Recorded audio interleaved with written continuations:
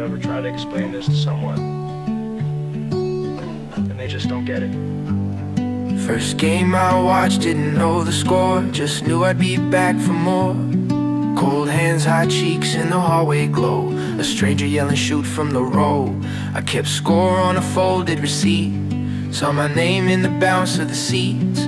You laugh like I've been here before, then I knew, yeah I knew for sure. Now my heart runs there every time you call. One small spark turns into it all. I'm back for more, I'm back for more. Same old roar, I'm back for more. You call, I run, you smile, I fall. I'm back for more, through it all.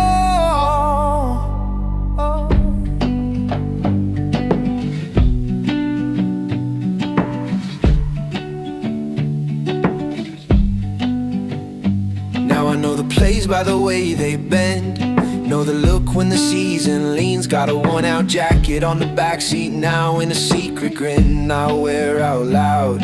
You still ask why I care this much, like it's just a game, just luck. But I saw my life in that opening tip, one quick move and I was in it. Now my heart runs there every time you call. One small spark turns into it all. I'm back for more, I'm back for more. Same old roar, I'm back for more.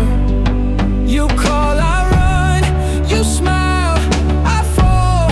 I'm back for more, through it all. Oh, maybe I can't explain it right, maybe that's the whole damn truth.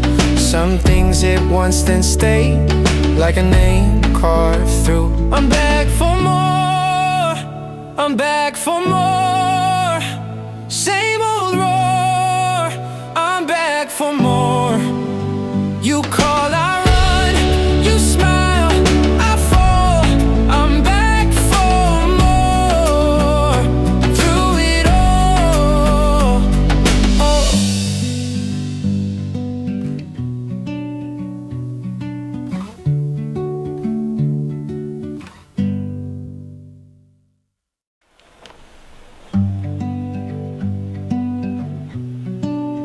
You ever try to explain this to someone, and they just don't get it? First game I watched, didn't know the score, just knew I'd be back for more. Cold hands, hot cheeks in the hallway glow, a stranger yelling shoot from the row. I kept score on a folded receipt, saw my name in the bounce of the seats. You laugh like I've been here before, then I knew, yeah I knew for sure. Now my heart runs there every time you call.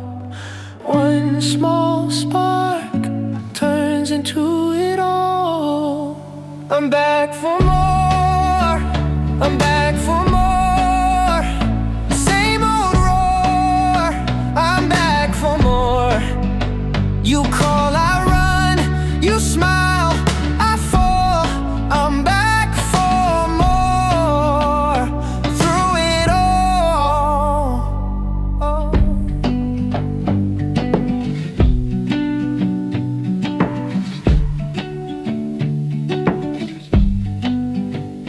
Now I know the plays by the way they bend, know the look when the season leans. Got a worn-out jacket on the backseat now, in a secret grin I wear out loud. You still ask why I care this much, like it's just a game, just luck. But I saw my life in that opening tip, one quick move and I was in it. Now my heart runs there every time you call. One small spark turns into it all. I'm back for more, I'm back for more. Same old roar, I'm back for more. You call, I run, you smile, I fall.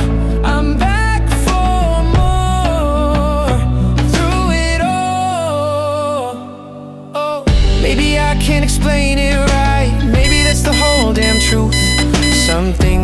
once, then stayed like a name carved through. I'm back for more, I'm back for more. Same old roar, I'm back for more. You call, I run, you smile, I fall. I'm back for more. Through it all, oh.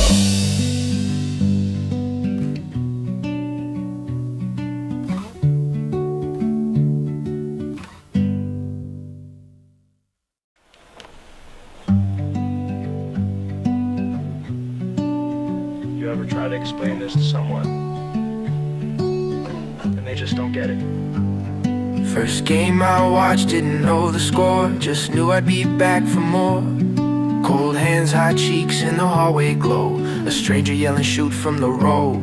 I kept score on a folded receipt, saw my name in the bounce of the seats. You laugh like I've been here before, then I knew, yeah I knew for sure. Now my heart runs there every time you call. One small spark turns into it all. I'm back for more, I'm back for more. Same old roar, I'm back for more. You call, I run, you smile, I fall. I'm back for more. Through it all, oh.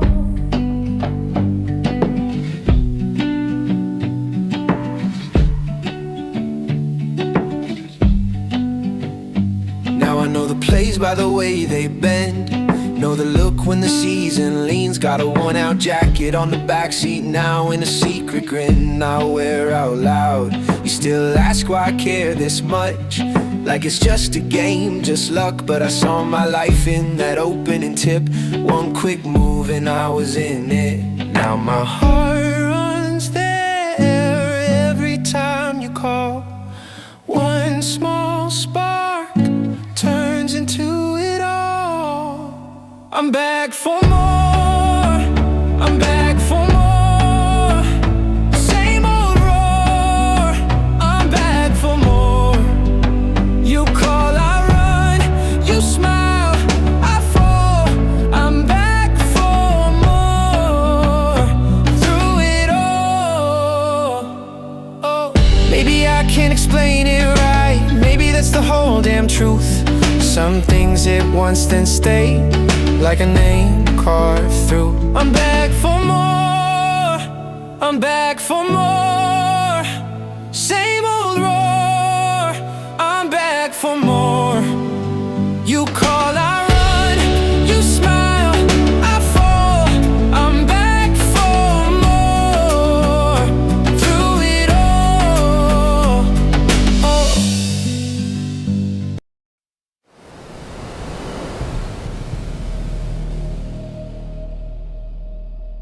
From the bridge to the stand, I carry that crest in my hand. Rain on my shoulders, still I stand. Tell me who wears it like we can. Mud on the boots, heart of gold. Old stories, living in the cold. Every name that the walls still hold. I was born for this, I was told. Hear that roll in the air, feel that fire everywhere. We don't bend, we don't fold. We were cut from that blue gold. Blue till the end, blue till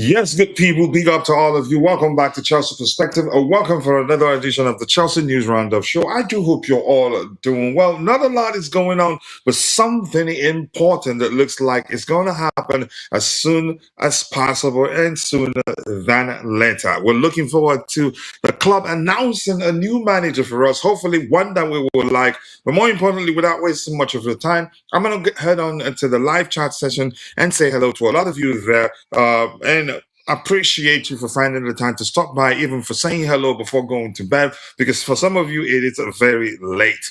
Yeah, so we'll talk about Xavi Alonso and Donny Iraola, Marco Silva, and of course a new entrant in what's his name, Oliver Glasner. We will talk about them today. So Mabaso 5 said, big up to you too. Xavi Alonso becomes hopefully Xavi Alonso will become the next Chelsea manager or head coach. Inshallah, we will become successful as Chelsea again. And big up to you, MBO5. I appreciate you. And good evening to you too, Masters Ibrahim, joining us from Facebook, I'm guessing. Thank you. And Masters Ibrahim, if you haven't, please take a second, join us on YouTube, drop a like on the video, and also do subscribe to our YouTube channel if you haven't. Would really appreciate that. Big up to you too. Yep, I've read that. MBO5, hi to you. I can thank you enough. A lot of experiments going on. The live quiz thing, just experimenting with it to see how it goes. So I'm going to join and I'm going to start the quiz soon. A lot of issues, but I think we'll get through it. We're still working on it. You know, technology can be quirky at times. That's by the way, without wasting much of your time, I'm going to switch it to the presentation window so we can start with news hunting. And no need to be, it's a very formal about it today. I think it's going to be hybrid. If we see anything, then maybe we'll start anything that interests us. We will stop by and discuss it in detail. So, but thank you, my bro. Thank you for finding the time to join me. And there we go to the presentation window here. We are there. I think I should change how it is. Give me a second here. All right, I think I need this to go here and this guy here. There you go. I think that's what we're looking for. So without wasting much of your time, okay. Right, let's see what happens. I'm testing the live quiz thing at the same time that I'm trying to host the show, but I think I'll have eventually find space to do whatever I want to do with it. But keep dropping the likes on the stream, people. The likes do go a long way. So the first item here, the pinned item, we're not interested in here. More like a mural.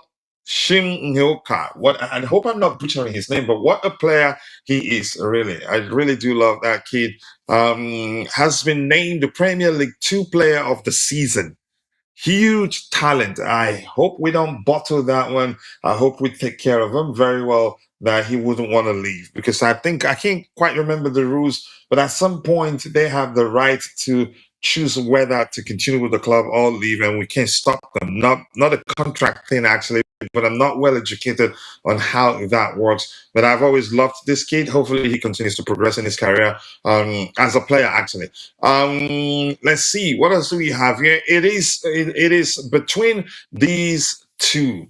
There is only one winner. We all know who the better. We all know who. They better do the right thing. So Vince is hoping that the club chooses Xabi Alonso as our next manager, and I've been on that train with him. That's the guy I believe, the person I believe will be the right person for the job. He's been there, seen it all, done it all, won everything. I think won everything there is to win as a footballer. So when he speaks, the dressing room will pay attention. You can measure him. None of them has won. None of the players we currently have at the club has won anything, even half of what he's won as a player. And as a manager, I think he's proven himself. Won the league under the noses of Bayern Munich, Borussia Dortmund without losing a single game, and then went on to Real Madrid, where he had to leave. I think he walked. I think if anybody believes that, yeah, he was sacked, convince me. But right now, I think he walked.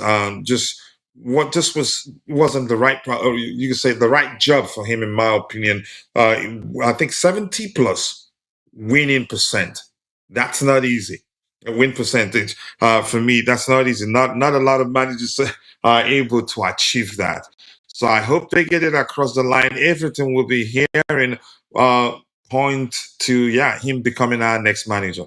I hope it comes true. I think that will, you could say, help heal the fractured relationship between the fans and the owners. So they better do it. I think it will buy them some favor from the fans. Right, still doing some testing here. Apologies. Okay, let's see. Did I get that? Oh, wrong answer too. So still playing around with it. 0506, I think that's wrong answer too. Okay. I'm just playing with it. Chelsea have met Iraola to talk to him about the role. There is a respect for the Spaniard. Spaniards work with Bournemouth, and the sense that he is more than capable of taking on a big job. Here's the thing. They don't want to do this, in my opinion. If I get a chance to advise one of them, I'd advise them not to do this. That will further fracture the relationship between the owners and the fans. I think they should pay attention to what the fans want, even if they fear that he could, in next season, within next season or two, or if should managerial vacancy emerge at Liverpool, that he'd leave the club to go take the job. So, but even with the fear of that, I think we should focus on stabilizing things, and he's capable of helping us stabilize things. So I wouldn't advise them to go for Iraola. I don't think majority of Chelsea fans would like to see that happen. But we wait, and we can only hope for the best. But everything we've heard, in my opinion, suggests that, yeah, all the stuff we've heard out there suggests that the club will hire Xabi Alonso. Yeah. Let's see what else we have here. Oh yeah, there you go. Welcome back. Welcome back, Sidhu. Gary, I appreciate you finding the time to join the conversation once again. All right, this is James. James C. Lads. He said, "How do you think the owners will deal with our new manager? Do you think they're willing to relinquish some of their control when it comes to recruitment and transfer, or do you think they will stay the same?" I think there's been some measure of misconception with regards how we recruit players, and I think because big accounts they drive the narrative that, yeah, they sign players. Just something you could argue would mean that the owners sign players and impose those players on the manager they sign players without consulting the manager. They just sign players and impose them on the manager and ask him, just make it work. I don't think that has been the case. I don't see a world where the club would just go out, sign a player, and tell the manager, okay, there you go. We've signed Garnacho, for instance, you make it work. Or we've signed Gittins, for instance, you make it work. It doesn't work like that. I think they consult the manager. I think they'd say something to the effect of, we want to sign player A, B, C. What do you think? If the manager says, no, I don't think that player will work, I don't think they write the check for the player. That's metaphorical, of course. They don't write checks that way when signing players, but you get the point. Listen, if you watch Mauricio Pochettino's interview where he talked about the recruitment process at Chelsea. I can't quite remember what question he was asked, but he did say that the players he wasn't part of. Again, he knew nothing about the players that were signed before his arrival, but subsequent signings after his arrival, he was part of it. So the club didn't sign players they didn't want, and I think that has always been the case. But of course, when things aren't going well, people make up something like that. And if you pay attention to what has been happening at the club, if you've been paying attention to what has been happening at the club, it's easy to believe that, yeah, you know what, it's true. They sign players and impose the players on the manager, but it doesn't work like that. It just doesn't work like that. I think the more if you present an argument such as them, not listening to the manager's demand for certain profile of players to be signed. Like for instance, the interpretation that Enzo Maresca, that he openly asked for the club to sign a CV and the club refused to sign one for him. That's a sensible argument, and that's something you could argue maybe happened. Yeah, so but I think we're hearing, if you believe that maybe that they've been signing players and imposing the players on the manager, maybe pay attention to what we heard of late, that they're not going to do that anymore. That they want to give the new manager, whoever becomes the new manager, a lot of power in terms of decision making process with regards to the players we sign. Yeah, but yeah, I get where you're getting that from. Papa Perez said nothing useful today. I didn't even listen to him really. It's all politics over there, in my opinion. Perez just ranted at reporters, no plan of manager, no plans of players' future. Players at Real Madrid, they have a lot of power. Oh, yeah. Papa Florentino Perez saying at Real Madrid, no future for the club, no more trophies. I'm not sure what he's saying. I prefer Xabi Alonso over Iraola. So do I. I've been on that train since Vince started that campaign, and for good reasons. He knows what he's doing, and he's worked under some of the best managers in world football. No question. He is that good. And hopefully he gets the job. I hope he gets the job. Let's see. Iraola plays potch ball. That's a big no-no for me. I don't think. Yeah, we don't have players that are suitable for his approach. I think. Maybe if maybe we would convince him to make adjustment to his approach to accommodate the, you can say, to work with the players we have. I'm not sure what's going to happen really. But keep dropping the likes on the stream, people. The likes do go a long way. We have just 7 people following the show on YouTube, but in total we have 80 people following the show. Only 7 on YouTube. The rest is shared between X and Facebook, whether equally Coachila doesn't know. All right, let's go. All right, this here says, hello, coach, and everyone. Yes, Peach was perfect. Peach or Poch? Okay, Poch was part of. I guess you meant, yeah, Poch. You mean to type, but you meant to type Poch. Poch was a part of it, but they did not listen to him not to sell Chalobah. He didn't talk about anything. He didn't say anything about Chalobah, but I just had to use that part of, you could say, his response to that particular interview question to answer a question. I'm not saying maybe they didn't. Maybe he told them not to set Chalobah, and they persisted in you could say in pushing to sell him. I'm not sure whether that happened, but yeah. All right, keep dropping the likes on the stream, people. The likes do go a long way. Big up to you too, my bro. MBO55, I appreciate you. Back to the I'm going to shut down this experiment, the live quiz experiment. Give me 1 second here and come back to you guys. All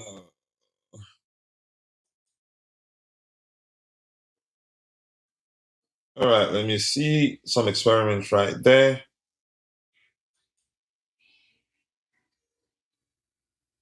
So Drogba wash shot 15. Okay. Okay, I'm testing something there, so sorry about that. Ronaldo's team bottled the Saudi Pro League. Yeah, I don't follow that league, in all honesty, I'm not gonna lie. But I'm gonna shut down this experiment. I'll come back to it again. A lot of stuff to fix. I've tried it out, but it looks like it's gonna be a lot of fun, really. Oh, thank you. Wendy saying he loves the music. Yeah. I'm gonna shut down this one, focus on the news stream, and then we'll come back to this in a bit. I think I will stream it again. All right, we're coming back to here. There. Which one? What did I do? Okay. I was thinking, okay, did I shut down the wrong stuff?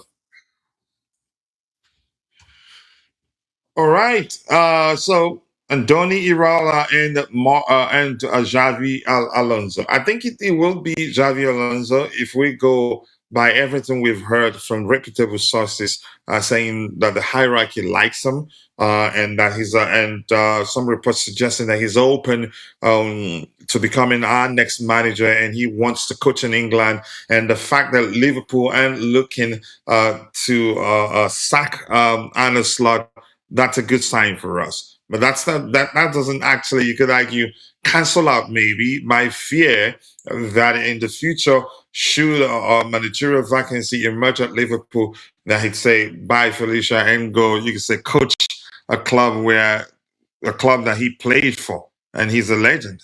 Chalobah and the English boy and the English boy sold to Atletico, but they ended up not selling Chalobah. Obsession with full profit. Okay, if that's what you believe is the case, go ahead, run with it and enjoy it. And another question here from James C. Is that James C? Is that how you pronounce it? James C. Latch. He said, "What do you think is going so wrong with managers at Chelsea?" Arguably, he says, okay, we have one of the best midfielders in the world. In my opinion, I think I agree with that. And we're actually loaded in that department. A World Cup winner in Enzo Fernandez, then Caicedo, one of the best defensive midfielders, who's also capable of operating as a hybrid of 8 and 6 in the world. And then Pedro up striker. Do you feel we need to strengthen our defense or our wingers and goalkeepers? Heston, I know Pendas is coming. He's coming back next season. Do you think he's ready? Do I think he's ready? That's another question. But do I think he's better than Robert Sanchez? I think I'd prefer letting you know that in my opinion that he's not better than Robert Sanchez. As tall as he is, I've followed him for quite some time right now. He's not good when it comes to high claims. And high claims for me is a very critical, you could say it's very critical in the Premier League because of the long throws and set piece situations. Your goalkeeper, again, you could say the goalkeeper is one of the, you can say, when in terms of dealing with set piece situation, the goalkeeper is one of the most important person on the pitch because he can use his hand, he can navigate the crowd, just leap or maybe jump and reach the ball with his hand. So that is key. Pandas need to improve in that area to come close to measuring how good Robert Sanchez has been for us. Eventually, he will get there. But if we can convince him to spend one more season there, I think we should. Or maybe go on loan to a club with UEFA Champions League football that will offer Champions League football to him. I think he'd take it. But I don't think he would want to come to Chelsea, return to Chelsea, and play second fiddle to Robert Sanchez. And I think if we do that, we'd be playing a dangerous game because he would want to leave. I think, would see part 2 of the Thibaut Courtois situation.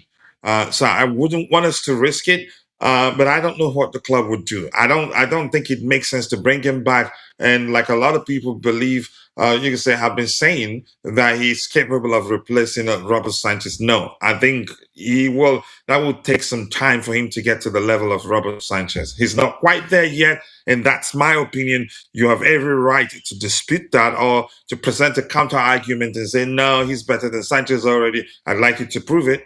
And I'll read it. In terms of us needing to sign in defensive players, yes, we do need to sign center backs.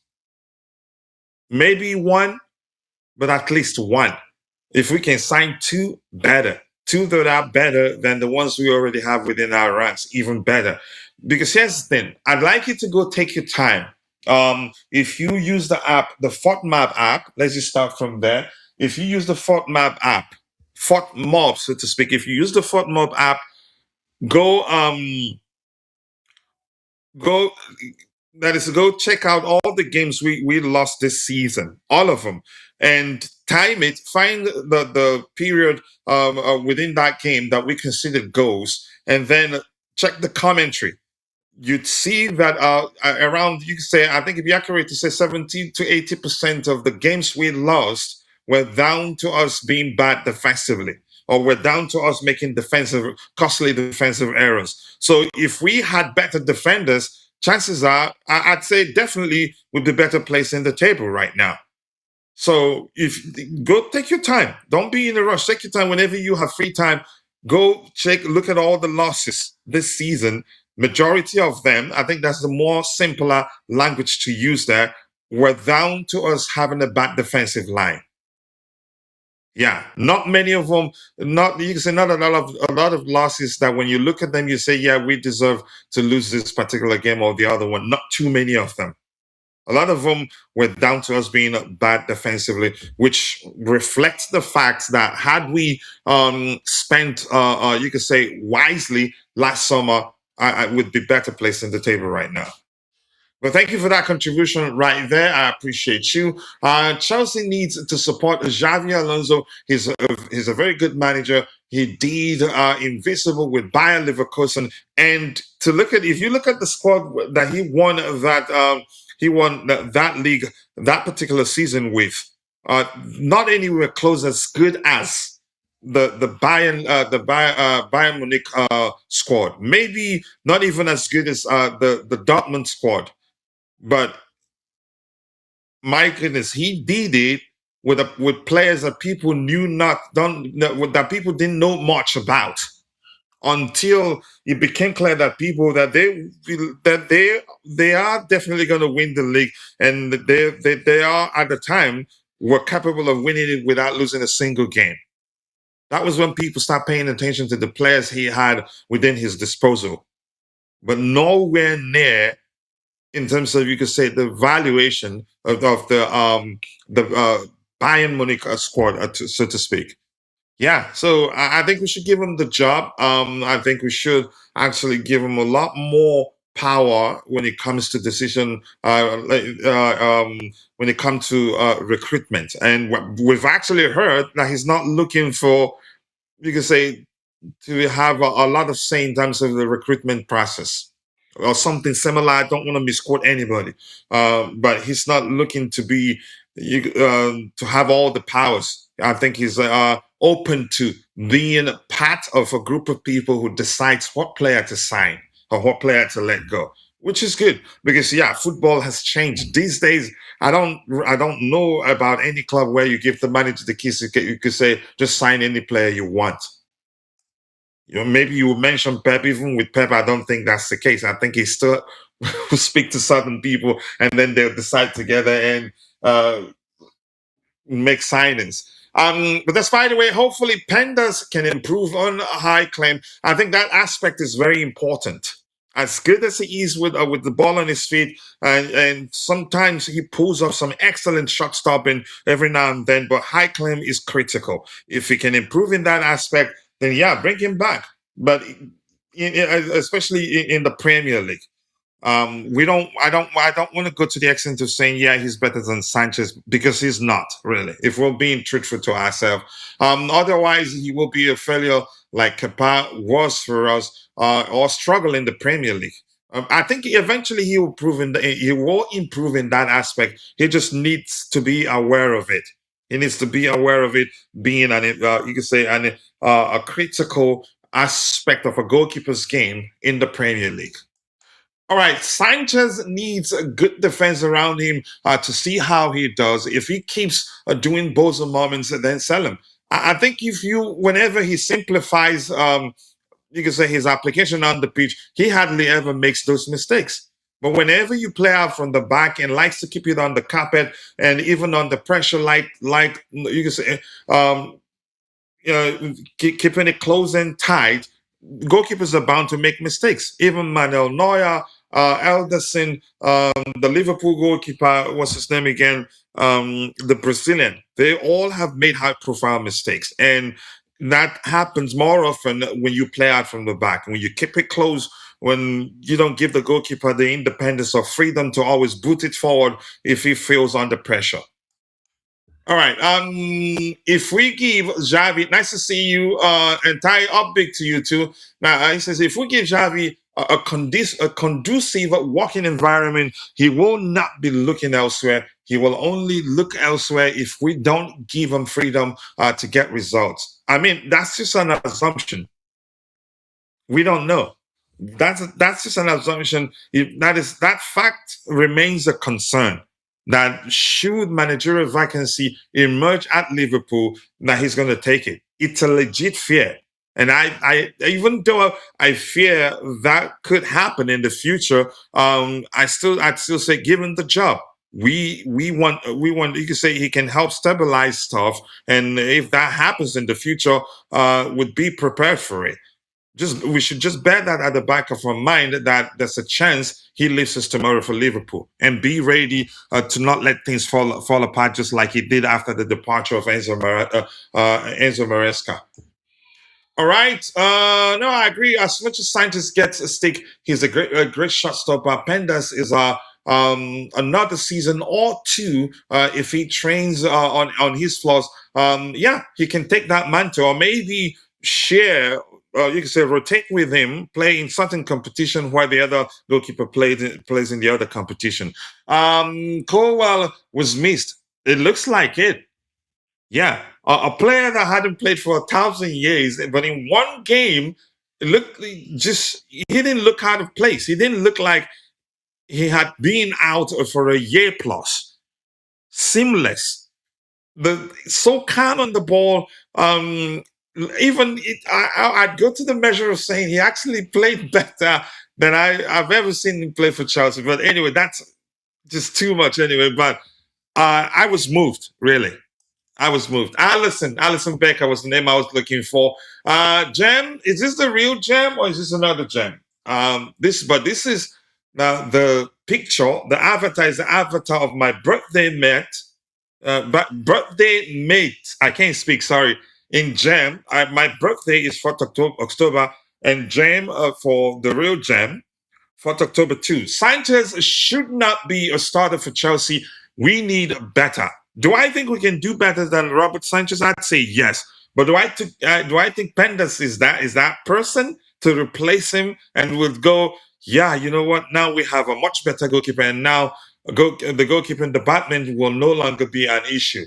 No, I don't think so, really. Pendas isn't that guy, but I still think we can do better than Sanchez. But right now, if Pendas is the guy we're looking to replace him, I'd say no, it's not. It's not going to work.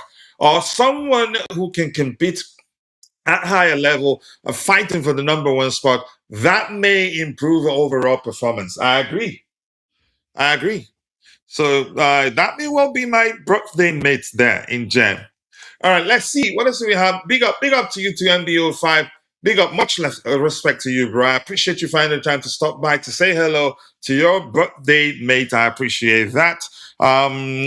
Let's see. Vic is here. Why will he leave for Liverpool? It's like a saying company will leave for City, or Enrique leaving PSG for Liverpool. You never know. You never know. That loyalty could still, you can say, could still be occupied.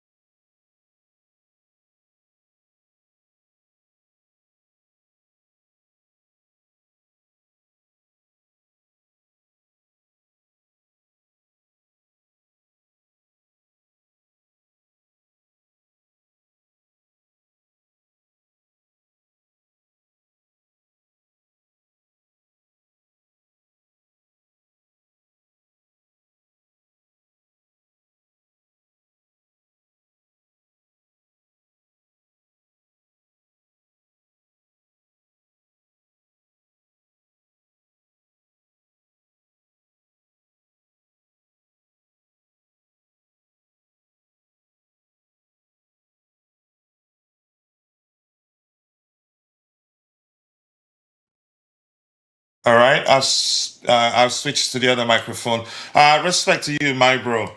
Ed, what are you saying? So fireworks for my birthday mate, Jem, King of the Bridge. That's the new name.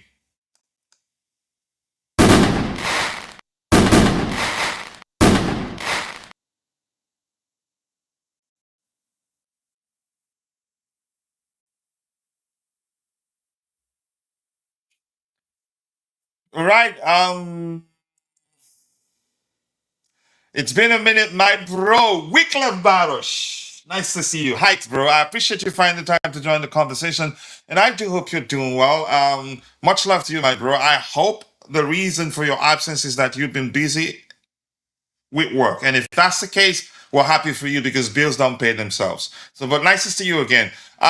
James C says, in my opinion, we missed out on Kelleher when Liverpool sold him. Oh, a lot of our fans were calling for us to move for him at the time, but I think you can say we maybe the hierarchy trusted had to they had to believe that Jorgensen and what's his name and Robert Sanchez were both enough for us that we didn't need to move for any new goalkeepers at the time. And yeah, I think he was actually briefed. Yeah. Okay, I fixed it. I hope you can hear me now. I can see the signal on my screen. I laughed at what you said. Leave me alone. Oh, thank you, James. Much appreciate. I appreciate you subscribing. Feel at home. Here, your opinion matters. All right. What else do we have here? Oh, the timing. We still do the Blue Morning Show, and we're looking to hire people to reduce the workload on me. But we've streamlined our process to a certain measure, but still, we need help. Because sometimes in the evening, if you hear me speak, you'd know that, yeah, I'm tired. I'm just trying to push through the show. And yeah, but today I'm not that tired, but still, I don't have good enough energy. Alonso has Benitez traits, I fear. What aspect of Benitez's traits? I think he learned, you could say, that's a bit of everything, and that's of um a bit of stuff from all the managers he's worked under. Pep, Carlo Ancelotti, what's his name also, and Rafael Benitez. I think his approach, you could argue, there's a video I watched that explained it very well. Xabi Alonso's approach is a mashup of a little bit of stuff from all the managers. You can say the best of the stuff from all the managers he's walked under, so to speak. And I actually forgot to mention Mourinho. So he's worked under some of the best managers in world football, and he learned something from all of them. And that video, I'm going to find the link and share it. His approach is a mashup of not everything he learned from all of them. I think he ditched some of them, but the pragmatic aspect of his game, you could argue a bit of that from Mourinho and Rafael Benitez. Then the beautiful aspect, of course, the person that you can say the managers he learned that from. But he's an intelligent player. He's intelligent. The sort of intelligence he showed during his playing days as a midfielder, the vision, everything. You could argue, you could see that he's able to. That translates, in my opinion, that translates in his managerial approach. Or you could say the Xabi football, Alonso ball. He's such an intelligent manager, and he was such an intelligent player. So I'm not surprised that you could say his approach, in my opinion, is revolutionary. Honestly, not basic. Because it's not just about one thing. For instance, let's say Antonio Conte's approach is very, you can say,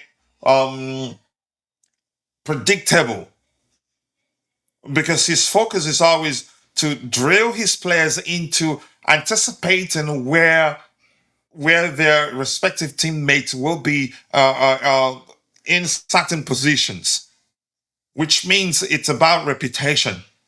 But as Alonso's approach, even though people, because he in most cases plays does he likes the back three structure. Most people misinterpret his approach as being so defensive or just similar in one way or the other, like that of Antonio Conte. It's not. You cannot predict what happens next when he's, you can say, when one player in his team has the ball, and you cannot, it's usually difficult to anticipate who he passes the ball to. A lot of runs, a lot of positional plays and all that. It's a mix of everything, everything when you take your time to look at it, you see a bit of everything in his approach. You can see where he got those from. All the good stuff from all the managers he's worked on that. He's such an excellent tactical mind that, I can't wait to see what he's able to achieve as a manager. What more he's able to achieve as a manager. More affiliation to Liverpool than Chelsea. That's an important point to make. And Vic actually, that's saying, how do I know that he would want to leave? You could say quit Chelsea and join Liverpool. Weren't you the one that were reading? You were the one that read things he said about Liverpool, how his heart is close to Liverpool and he loves Liverpool, and everything you said on that day. I think it was a few days. I can't quite remember what day exactly, but you were the one that read everything he said about Liverpool. I think what led to you reading those things, you were arguing that he wouldn't want to come to Chelsea. Yeah, that something to the effect that you'd see him taking the Liverpool job rather than the Chelsea job. Yeah, Antonio's style is more like Maresca's. A slight difference. I think Maresca's approach is more fluid. Um, I get it. A lot of people say Enzo Maresca argue at the time that he was a one-trick pony, which was one of the biggest lies I've ever heard in world football. Never static, almost always fluid, and hardly ever predictable. But there are two things that people pay attention to, and they run with those two factors and argue, or maybe just one thing that people pay attention to. They run with it, and you can say present it as they are. You can say as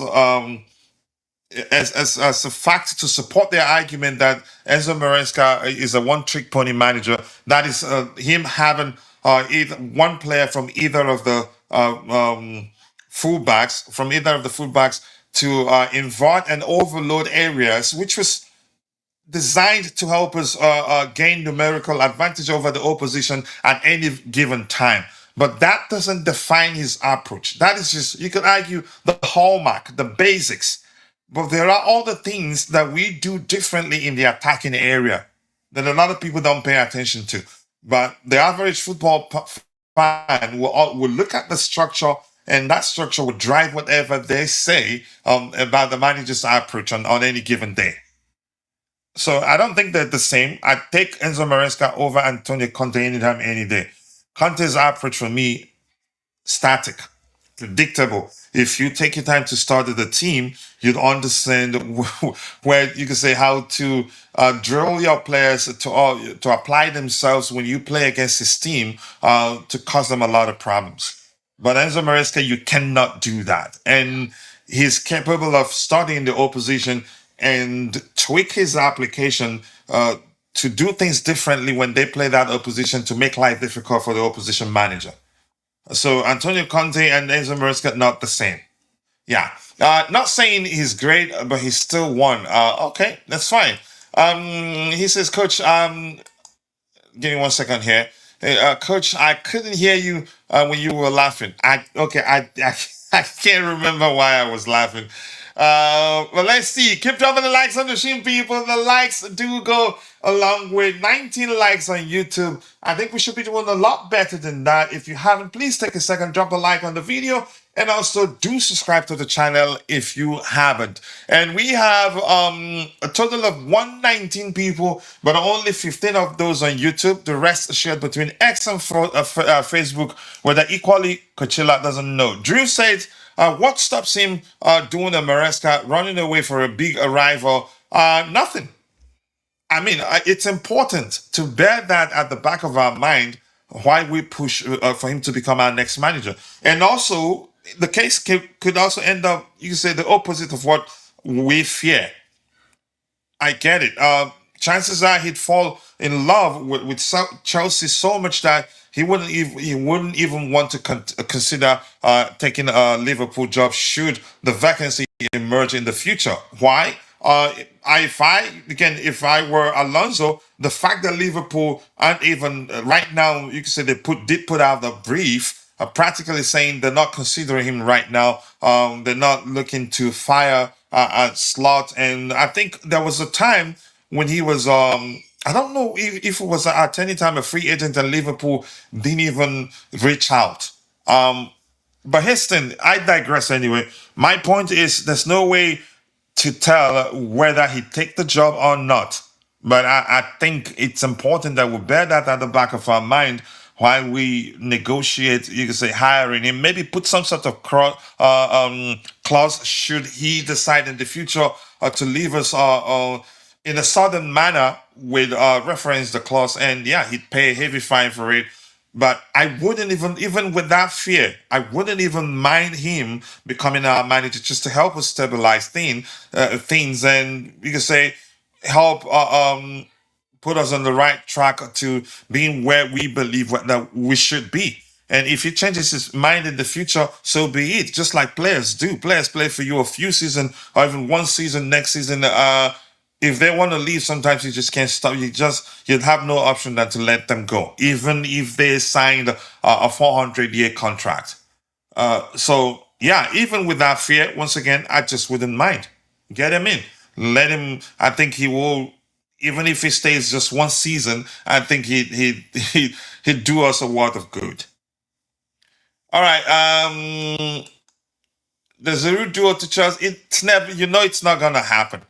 If the Liverpool job is available right now, he will take it. Exactly. Well, I think that was the you can say what you said the other day, and that led to us. You can say you did say something similar. I don't know whether it was the exact thing you said right now. That was what led to us talking about whether you could say leave us to take the Liverpool job, and you did some research, and yeah, you read to us.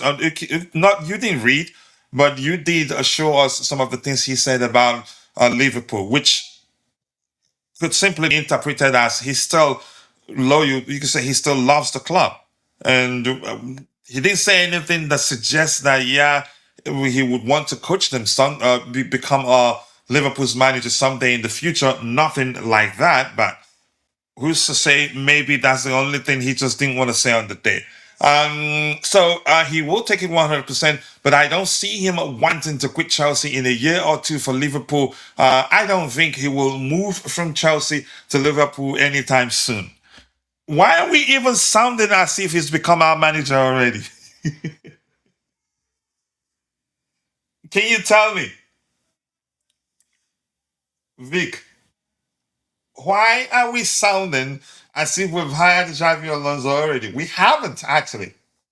And the funny thing is that we could end up hiring Iraola over him. But I'd say from everything we've heard, I think it'd be safe to say that yeah, Xabi will most likely become our next manager and not Iraola. I'd rather him. I think we have a squad you could argue suitable to his approach, but for Iraola, the opposite is the case. I think we would need to sign a few more players, not just two or three, except if he agrees to maybe tweak his approach to make do with the players we have, and then in the future, if he's bent on playing the game his own way, we'd make signings that will suit his approach. So yeah, did I read through your comments? Yeah, I did. And Wycliffe Barish says that Chelsea flourish with a back three, reference to Tuchel and Conte. I think not necessarily all the time, but right now I think we could actually do with a back three. At times, Alonso played 4-4-1-1 at Leverkusen. He's dynamic too, just like Maresca. Yep. He's such an intelligent tactician, and no surprises there. Give me.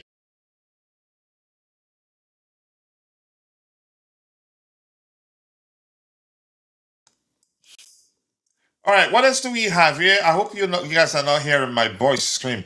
Context tactics is not as good as you think. I never said his tactics are good. I think rigid, in my opinion, easy. He drills his players. You could say I think it's about reputation. He wants the ball, you could say, played into certain spaces and expect certain players to be in those spaces at any given time to receive the ball.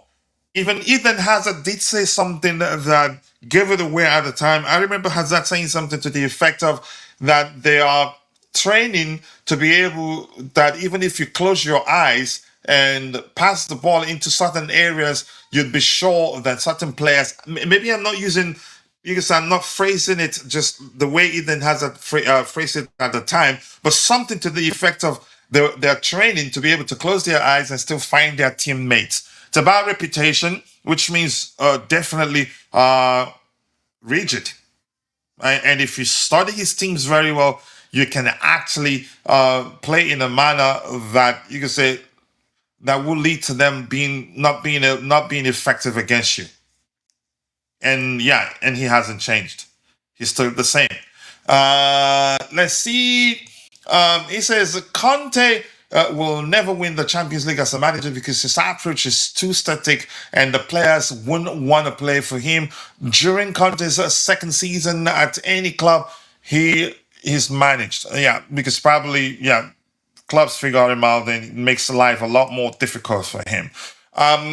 We talk about Alonso and affiliation, but couldn't he becoming? I've already said something to that effect too. We're not saying for certain that should Liverpool come calling that he will say bye Felicia to Chelsea and go.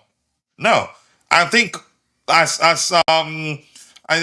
think Jude Meso, the CEO of Chelsea FC, jingles. I mean, if he starts enjoying himself, starts winning trophy at Chelsea, and we support him and get whatever you can say, sign players when he you can say calls for reinforcements for certain positions, we do it without hesitation. Then he develops bonds with his players. I think it's going to be difficult for him to leave the Chelsea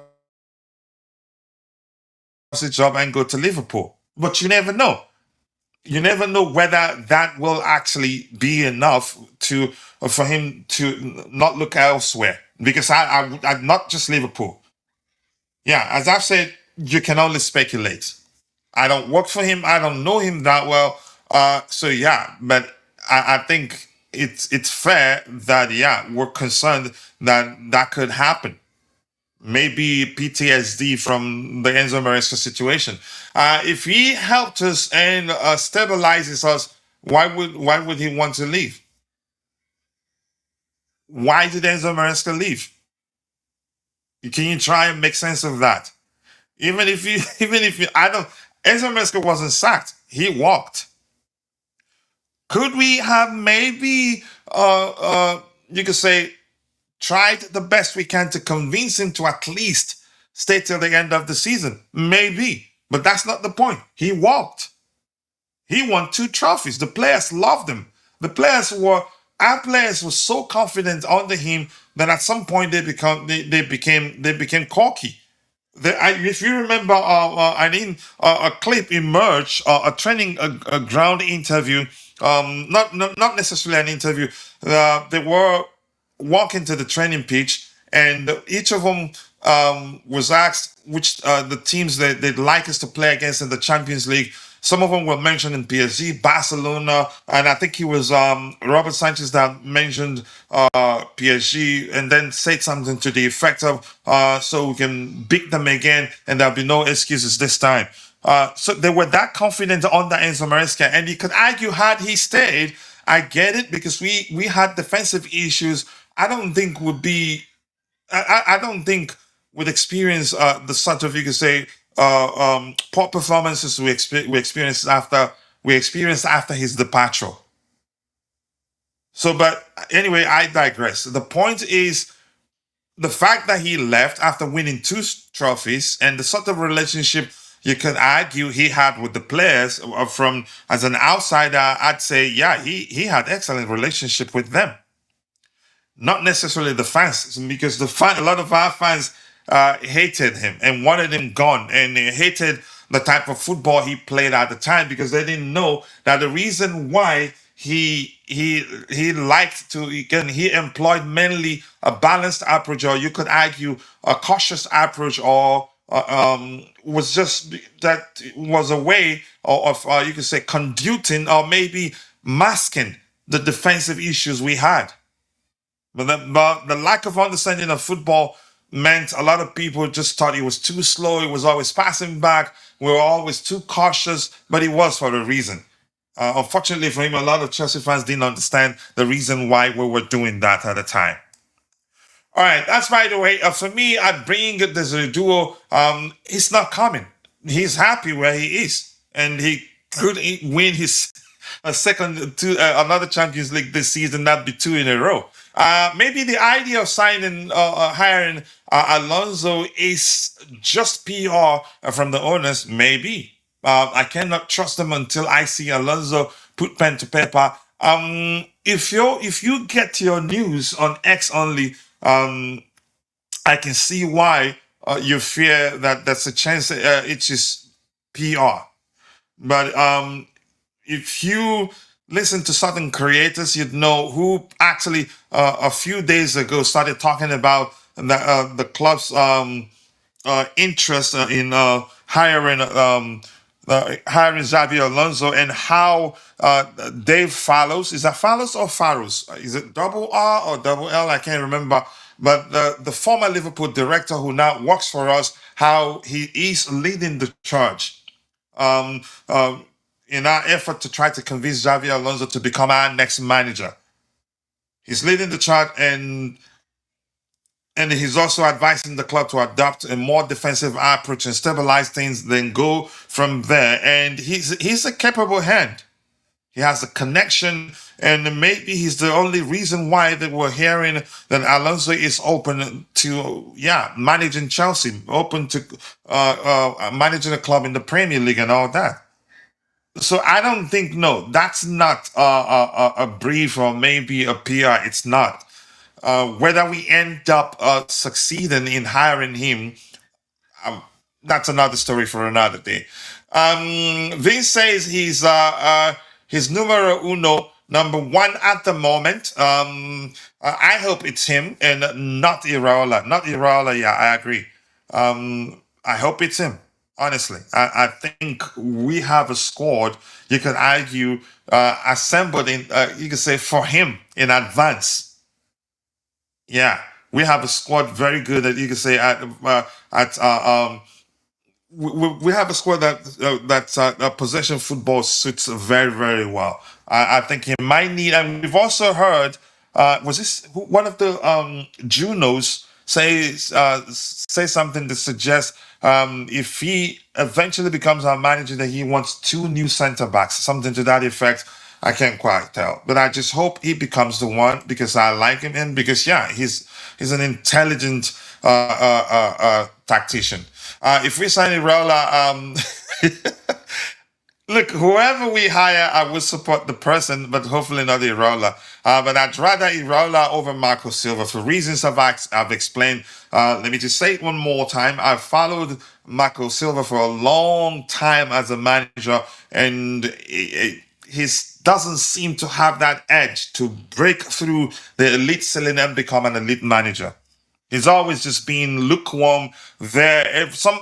Every now and then he pulls off some tactical masterclass against the big teams, and you go, "Wow, he's good." But if you pay attention, sometimes when it matters, he just doesn't have what it takes to measure up, or maybe to break through that elite ceiling and become an elite manager. It's Lukaku. Yeah, happy birthday to him. But by the way, he doesn't owe me anything. But yeah, apparently he's falling out with Antonio Conte, his daddy. All right. What else do we have here? This says Enzo Maresca has PTSD. Just leave me alone. All right, let's see. Jude says Maresca was not finding the atmosphere conducive. Asking for more control is not too much to ask. It's vital to moving forward. No, I don't think any club gives managers that much control. I think we're overblowing it, my opinion. How about if I say, I just want to play the devil's advocate for a little bit here right now. How about if I present to you the argument that he did ask, let's say, what he said publicly, he did say something that clearly, we all could tell that clearly meant he wants a new centre back. That was when after Liverpool got injured, right?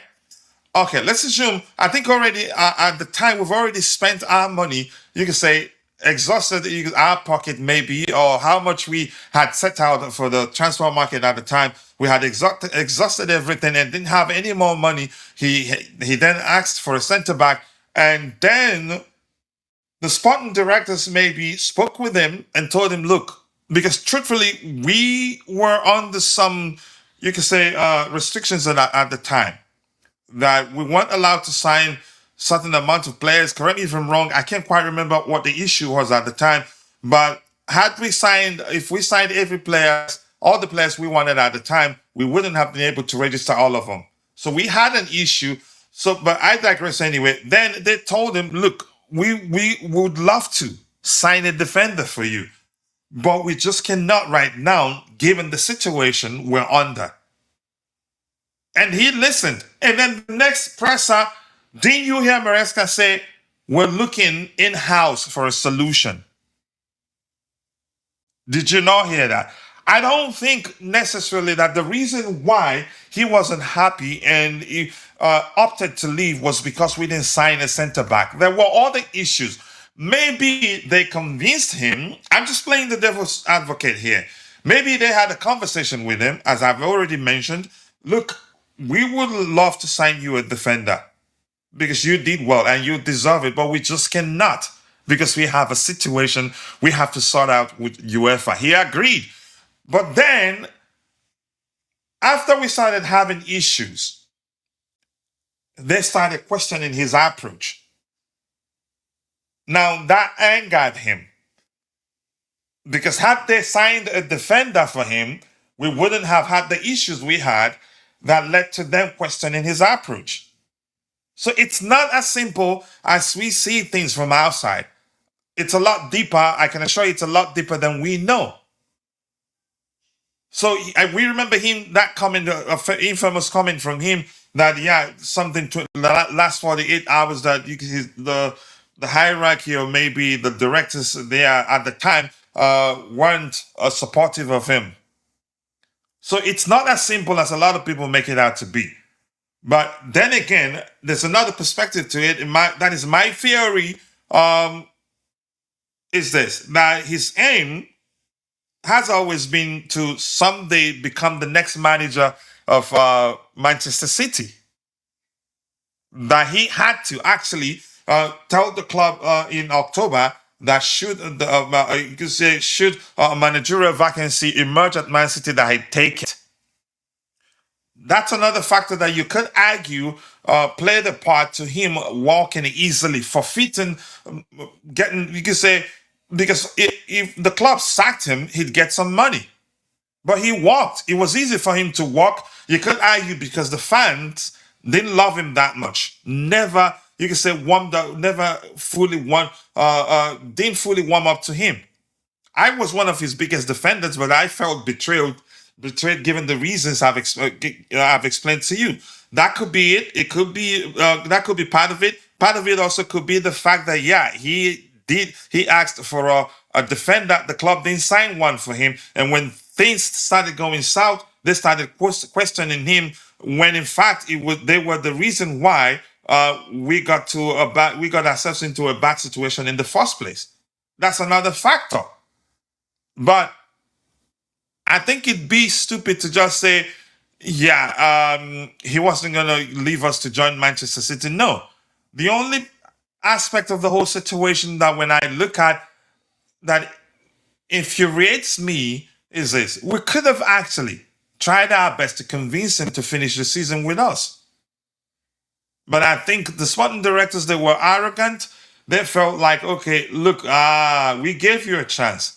Now you've polished your resume, and now you're moving the goalposts. Now you're making some, you can say, untenable requests.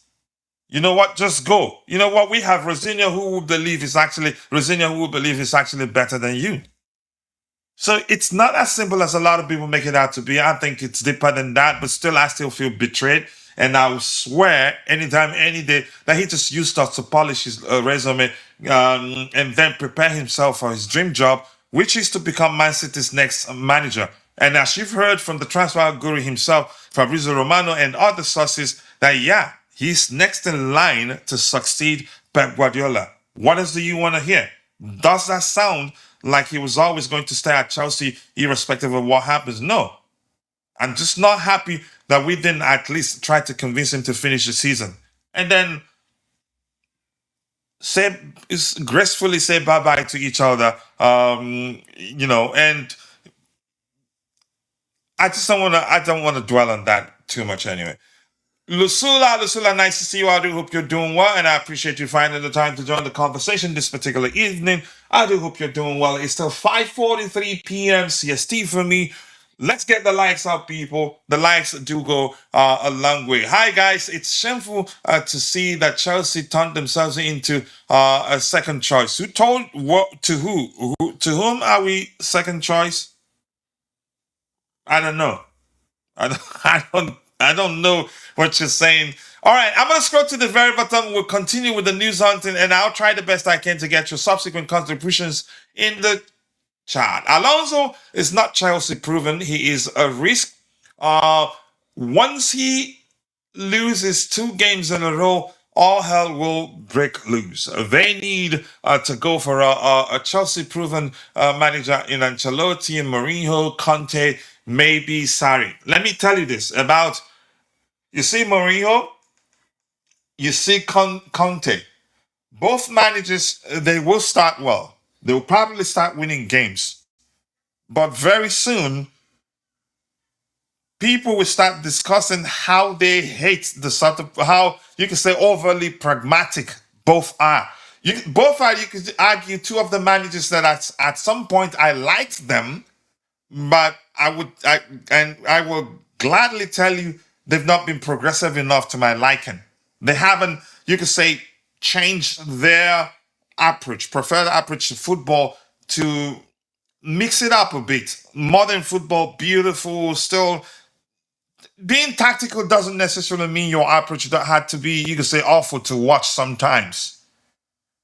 Antonio Conte and Mourinho, those are the 2 managers that I know if they come back to Chelsea at the start, things will be fine until fans realize again, yeah, these 2, they are, Harlem football is their thing. When they feel like, again, sometimes, I'm not sure how else to phrase this. You know them too well to know what I'm talking about. Sarri, maybe, yes. Conte, no for me. Ancelotti, yes. But I don't think Ancelotti gets a chance to become Chelsea manager again. And but you get the gist. Anything else? Yeah, a lot of comments there. I just cannot read everything we have there. So I'm gonna scroll to the very bottom, and then we continue news hunting, and I'll try to get your subsequent contributions in the chat. Okay. Felipe Luis Lines says it's on the process. It's in the process. He gets the job. I don't think so. I don't think so. I think we haven't heard about him being on the list for like how many weeks right now. Maybe in the future, but not right now. Yeah, I don't think so. It's not that simple. What if Pep stays? Then yeah, he should go. Then maybe that he'll start looking for another job. I don't think Maresca will get the City job. I think he will get. I think he will get. He will get that City job. Maybe not right now, but I think it was easy for him to walk because he probably maybe thought Pep that this could be Pep's last season as City manager. And it's a possibility, really. And Pep, we've heard him say he would decide after the season. So I'm not sure. And Maresca doesn't look like he's on the market too. It doesn't look like it. And Pep seems to, yeah, it looks like he's at that point again when that whenever he gets to, the next thing we'll hear from him that is that he wants to take a break from football, and then yeah, come back again fresh, with a fresh mindset maybe. Big up, Ty. Let's see what else we have here. Man City was Maresca's dream job. No wonder why he got PTSD from that. No, that's why I'm concerned. That drives my fear that Alonso could well do the same. And who's to say he wouldn't? Yeah, it's. Look, we'll see.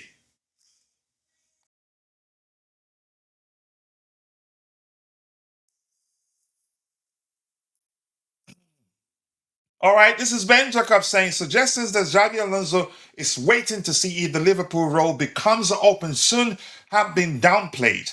Okay, the current sense is that the Merseyside will stick with Arne Slot this summer. When I heard that, I think a few days ago, that gave me hope that okay, at least I should actually let go of the fear that yeah, Liverpool could snatch him up because the Liverpool fans, they want him.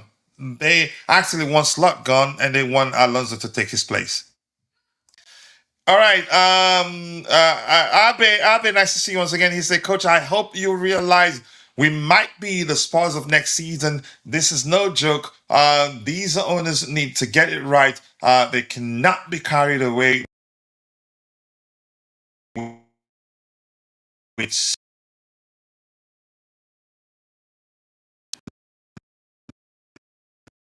for every team. Yeah. But do I think we will, even if we don't sign any players this summer? No. But that's just an opinion, not a fact. But if we're being truthful to ourselves, we need to be strategic come summer 2026. We should prioritize our signings, prioritize signing the defender first before trying to bring in reinforcements for any other position. The CB position I think it's important that we prioritize that position, sort it out before looking at the left hand side. That's another, you can say, the second most important area that we need to sort out before anything else. I don't think our squad is that bad, but we need to spend strategically, wisely, and not just sign players for the sake of it. I think we've learned that lesson, and it's a good thing that they're not going to make any signings until they're sure who will be our next manager, so that the incoming manager will be part of the decision-making process on which players we're looking to sign. So we sign players who'd be suitable for the manager's approach. That makes me happy too. Houston, I get it. They've made a lot of mistakes. I think we're at the point where if summer comes again, they don't take corrective measures, then I don't know what to think. I think I'm going to be one of those that will be walking the streets of Fulham Road with placards saying things I don't want to say here, really. But I'm hopeful. Honestly, I strongly believe that this is, we've gotten to the end of the tunnel. We just have to be patient. The light will show. And it'd be so bright that we need glasses to not, so we don't lose our sight. All right, Gasparini will be a great fit for us. Okay, can you elaborate? Why do you think that would be the case? Coach, I have accepted Marco Silva as our coach. That's Chelsea Blue. Marco Silva, I don't think it's going to happen. I know we're good at, you can say, our owners are good at, you can say, I don't know, but I just don't want to start, you can say, throwing information at you from out of my wazoo, because there's nothing to confirm that.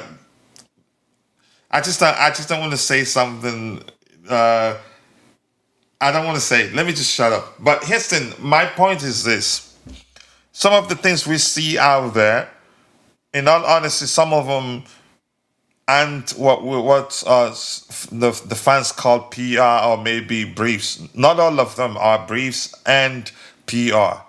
No, there are Twitter Junos there. There are some big accounts who make a lot of money from you and I clicking whatever they put out there. So whenever we find ourselves in a situation in such current situation, they exploit it. They exploit our vulnerabilities. They put out nonsense that they know will get our interest, and then will in turn click on them and make them money. So not everything you see out there is sponsored by the club. No, honestly, I'm not that sort of person that suck up to everything I see about my club. I don't even pay attention. If anything, if I suspect that, yeah, there's no truth to it, whether be it the club sponsoring that particular report or maybe whatever you want to call it, I don't pay attention to them. The first few lines will tell me whether this is absolute horse dung or designed to toil with my emotions to get me to click through some nonsense so that they can make some money. I don't operate like that. I don't suck up to everything I see, honestly. And that's why I say we should just be cautious with what we believe, honestly, because there's a lot of nonsense out there. Insanity is repeating the same mistake, expecting different results. I think Bluco would change their approach by signing experienced players. Let's make it plural, like Alonso and a few experienced players over 25. Age, not necessarily, but I get your point. We're guilty of using in football. Fans are guilty of using age and experience interchangeably. They're not the same. There are players who are 21 but more experienced than some players that are 25 and 26 or even 30. Because it is how many times you've done a particular stuff that define your experience in that field. If that makes sense. All right, thank you so much for that. Coach, will you take Finidi George? I love him as a player, but I don't think he's a good manager. Not him, no. Reason I said Marcus Silva since January, his name has been calling. His name is always associated with each brief. As I've said, I'm not that sort of person that sees something out there by Junos exploiting our vulnerabilities and call it briefs or maybe PR. Here's the thing. I don't think they're going to hire Marco Silva. I'd be shocked if they do. I think it's either what's his name? Xabi Alonso or Andoni Iraola. I don't think Marco Silva come close. I think Marco Silva himself, I think he's going to take the Benfica, is it Benfica job? Which one? Should Mourinho eventually, if Mourinho eventually gets the Real Madrid job, which looks like he's going to get it. I'm not sure what's going to happen. All right, who would you sell in our current squad? I'm okay. Already, the CC will know he's gonna go. Current squad means that doesn't include those that are out in loan. All right, Badia Sheila, unfortunately, he's become a bench warmer. He's fully fit and not even the caretaker manager, even not in cup games. He's not been given opportunities to play. So that's not a good sign. So why keep him? Just sell him. Who else? Who else in that squad? I think Garnacho, they're going to move him on. Garnacho was an opportunistic signing in the first place. And at the time, I knew he wasn't necessarily what we wanted. I'm not saying he's a bad player. I don't think he's a bad player. Getting the best out of Garnacho comes down to the approach and when you use him. He's in fact similar to Timo Werner. More effective when there are spaces for him to exploit, and you're able to find him with the pass because he's quick and all that, and also can create for his teammates. But I knew the reason we were signing him at the time was just because, if it doesn't work out, we can flip him and make some gain. I don't think we'll sell him for cheap or anything less than how much we paid for him. He's that, you say that was the main reason why we signed him at the time. We didn't necessarily need him. We could have at least paid the Gittins money and used the money we paid for him and signed a defender. Why we didn't do that, I don't know. All right. Would Rashford be considered experienced? It is reported that he would cost 27 million. He will be our best left winger. I wouldn't mind Marcus Rashford. But here's the biggest problem with Chelsea fans. Chelsea fans will still say no to Rashford, even though he's a good player, and not do anything if Chelsea decides, you know what, let's go sign back Raheem Sterling again. That's one thing I dislike with our fans. I remember when we heard rumors that we were interested in signing Desiree Duo. I think that Bradley Bacola and who else? All kids at the time, very younger, a lot younger than they are right now at the time, and we hated it. So Chelsea fans, let's hear Rashford to Chelsea now. They will lose their SHIT. In all honesty, that's one thing. But I'm not sure how else to phrase, but you get the point now. I wouldn't hesitate saying yes to Rashford. Very experienced, actually. He's more than experienced now. He's very mature, and he's a very good player. But I don't think they'd sell him to Chelsea. Maybe we should actually try to hijack that deal from Barca, because they seem reluctant to pay the asking price. We should just hijack him. I want Rashford, really, but I'm quite sure Chelsea fans would say no to him. Chelsea please say, Coach, I just find it weird, Alonso and Iraola, because they are two different styles, which confuse me. I thought they had a certain style they want, but who's to say they're not able to convince a manager to change their approach to make do with the profile of players we have? Didn't they do the same thing with Rosinia?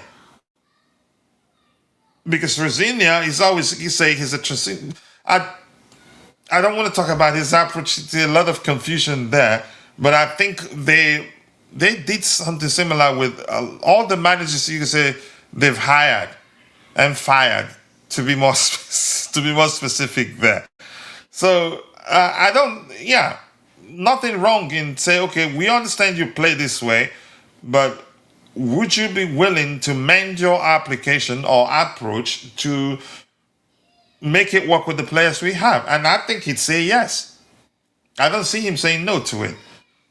So Alonso, definitely, we have a squad, you could argue, pre-built for him, with two centre-back signings, as we've heard that he's requesting, if he again takes the job.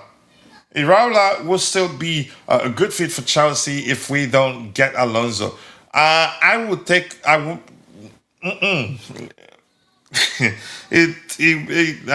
Except if he changes his approach. So I'm not sure. We bought Garnacho to flip him if it doesn't work. I think we knew there's a chance it wouldn't work, and also, open to, you could say, selling him if he ends up not working. One day I read a comment about Cole Palmer saying that Palmer has become the new Dele Alli. It looks like a true as of today. Olusala, I'd say that's a lie. That's actually a serious lie. I get it. He's had a few games that it'd be accurate to categorize as stinkers, right? But let's be honest. Something I've said before. If you are waiting to see Palmer measure the sort of form or performances he showed under Pochettino, you're still in a dream. He could, but he can never. There's no as long as he's still at Chelsea, he will never ever replicate such performances. You can say, or perform at that level consistently, every now and then he'll be able to pull off something that shows you he's still that Palmer. Why? What has changed? We're more of a unit than we were under Pochettino. And now, how does that affect him? It affected me in the sense that under Pochettino, we weren't that much of a unit. We played chaotic football under Pochettino. And under Pochettino, during each game, we had plenty of what I call hero moments. Hero moments that he, Cole Palmer, smart enough and brilliant enough to take advantage of. But right now, we're more of a unit. The team, we have a team now than we had at the time. We didn't have anything close to being a team as that can measure, you can say, the sort of togetherness, or you could say, but let me just simply use the initial language that I use. We're more of a unit than we were under Pochettino. We're no longer as chaotic as we were then. There are less and less hero moments for him to take advantage of, to stand out. We're no longer Cole Palmer FC. That doesn't mean he doesn't contribute during games. But the biggest problem is that people watch him expecting him to still perform at the highest, at the same level that he performed under under Mauricio Pochettino, week in and week out. Which I've warned people, even at the start of, you could say, of the season, under at the start of the season under Enzo Maresca, I did warn people that Cole Palmer, he's not going to be able to measure his performances under Pochettino. But right now, there are also other factors in play. I don't think you could argue maybe he's not fully fit, as Dante suggested the other day. Maybe he's nursing some sort of injury. I don't know. But maybe he needs a break, a little bit of a break.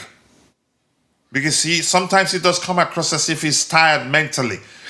His case right now reminds me when Thomas Tuchel, you remember how much he loved Mason Mount. He loved him so much that even when Mason Mount needed a break, he kept playing him. Why?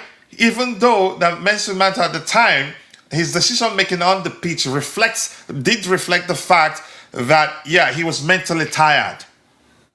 But he's that sort of player that if you have him on the pitch, he's capable of running for 180 minutes and still be running at full speed while all the players are huffing and puffing. So what Thomas Tuchel did at the time, he kept playing him even at that. And you could argue Thomas Tuchel's how he used Mason Mount is the reason why Mason Mount is still suffering right now. He's not been able to recover to how Thomas Tuchel overused him. So you could argue maybe Cole Palmer needs a bit of a break. A break would do him a world of good. And that's my opinion anyway. All right, let's see. Anything else here? James C. Dream left wing for me is Kenan Yildiz, the Juventus kid. Didn't he signed a new contract a few months ago, or how long ago? I don't think it'd be cheap. I'd rather we find. Do we have good enough? Can you mention a few wingers in the Premier League? Our players who are capable of playing, you can say, across across three positions in the front area, left, right, and then central area. I think that's the sort of players we're looking for. Do we have, who in the Premier League should we be looking to sign? Not from the, you can say, big six clubs, because they're not going to sell them anyway.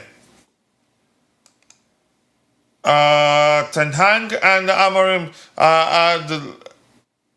yeah, go get them for your club. Yeah, Palmer isn't Dele Alli. Palmer is a much better player than Dele Alli was during his playing days. Palmer is a more intelligent player, more technically gifted. What does Dele Alli have over him? maybe more physical, maybe. All right, coach. Only reason I want Alonso because the players will respect him. Absolutely.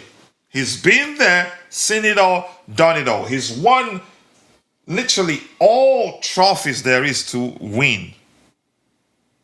The World Cup, Champions League, Bundesliga, La Liga trophy, name them. And as a manager, yeah, what if you like, you could call that a miracle with Bayer Leverkusen, but for me, not a miracle. He is that smart, and he will eventually revolutionize football. I can't say that word. But that's by the way. Keep dropping the likes on the stream, people. The likes do go a long way. What do you think about Glasner? I think his name would be up there. I think he's they've started mentioning his name. I'd say this: if we can get Alonso, give it to Glasner. He's an excellent tactician. Is it Glasner or Glasner? Glasner? I don't know. Apologies. I've not been paying attention to how correctly to pronounce his name. Don't worry, CR7 and Messi set the standard so high. People expect you to get 30 goals each season. Palmer is a good player, and yeah, again, he struggled of late with poor form, but nothing has happened to him. I've heard people actually talk about how he's regressed. Has he regressed? Absolutely not. If you pay attention to his numbers, you'd still see he's still, does a lot during games. But because, we want to see goals and assists from him, that's the only thing, the two things that will lead to the average football fan to say, oh, yeah, that's Palmer. Yeah. Anthony Gordon, I wouldn't mind. He's a good player. But Chelsea fans, they will say no to him. And have you heard that Bayern are interested in signing him? Until Bayern signs him, then you see some of those that were actually saying no to Anthony Gordon start saying how he was right there and we didn't sign him. He's a good player. He has Premier League experience. He's quick on his... Look, I think he probably wouldn't want to come to Chelsea. Because, he refused. I think we wanted them before and he didn't want to come join us. I wouldn't mind Anthony Gordon at Chelsea. I like him as a player, but he's a good player overall. And we know he is. And with a much better players, so again, if he's surrounded with much better players than there are at Newcastle United, he'd do a lot better. He is a very good player. Underrated in my opinion. Harvey Benz, another underrated player. Do I want him at Chelsea? I'd say no, I want a lot more from a player I want at Chelsea. Morgan Rogers, let me say something out. If we're looking for a 10, he's not, I'd say let's look elsewhere. I think he's a good player. I think he's actually an excellent player. He can get you goals, he can create. But if we're looking for a 10, I'd rather we focus for the sort of 10 that's capable of garnering double digits in terms of assists by the end of the season and also getting you goals. Is Morgan Rogers that guy? No. Do I want us to sign him? If we have enough money to sign him. I think he makes us better. But if the purpose of us signing him is that we need a 10, no. He's not the guy. But that's not me saying he's a bad player. We're talking about his profile right now. Is he what we need right now? I'd say no. I think we should be looking to sign at least one left winger, 2 CBs, or 1 CB at least. It depends on who we want to keep and who we want to let go. All right, more likes, people, more likes. Keep dropping the likes on the stream, people. The likes do go a long way. So we're going to do an experiment right now. We created something, for live quizzes, and we're going to follow it. We will start, you could say, play around with it a little bit right now. but we'll be paying attention to the leadership board. And at the end of every month, whoever tops the leadership board gets a gift. So I'm going to share the link right now. Give me a second here. I'm going to share the link so you can have some fun with it. And when I see you guys join, I will then share the screen, live scores. You need to use your YouTube name. So I'm going to do subscribers only. You need to use your Morgan Gibbs. Okay. You need to use your YouTube name so that when you win cash or maybe when you win a kit, you get it. Okay. So we're gonna go back to news hunting. Xabi Alonso, I hope it happens. I like him. Okay. There's a feeling inside Chelsea that Alonso's style of play would make him suited to their young squad. No SHIT, right? We already know that. Chelsea have held encouraging discussions over the move for Xabi Alonso, but are keeping their options open. The club hierarchy is confident of attracting their favorite candidate, and there is optimism over how early talks with Alonso's camp have been. I think it could happen for us. It could happen. And if I were one of those decision makers, I'd say do it, because he's the fans of all the people that have been mentioned. He's the favorite. He's the one.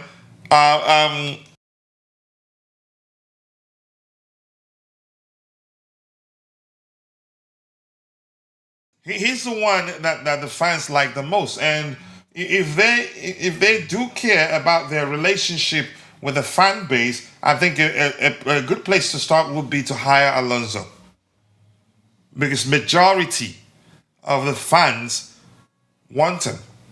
They don't want Iraola. Some want a few. I've seen a few that want who want Iraola, but not many. I don't think it's actually 0.1 something percent that wants a Marco Silva. So if they want to mend their relationship with the fan base, hiring Alonso will be a good place to start. Give me a second here. Let me see.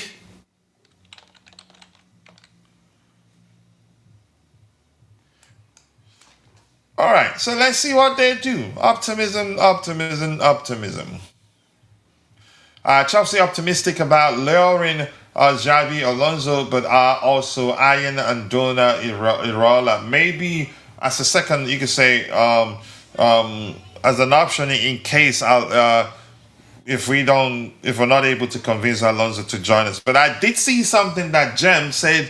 I think it was Jem that said that from the King of the Bridge. What he said on X, something to the effect of, we're about to learn a lot about Dave.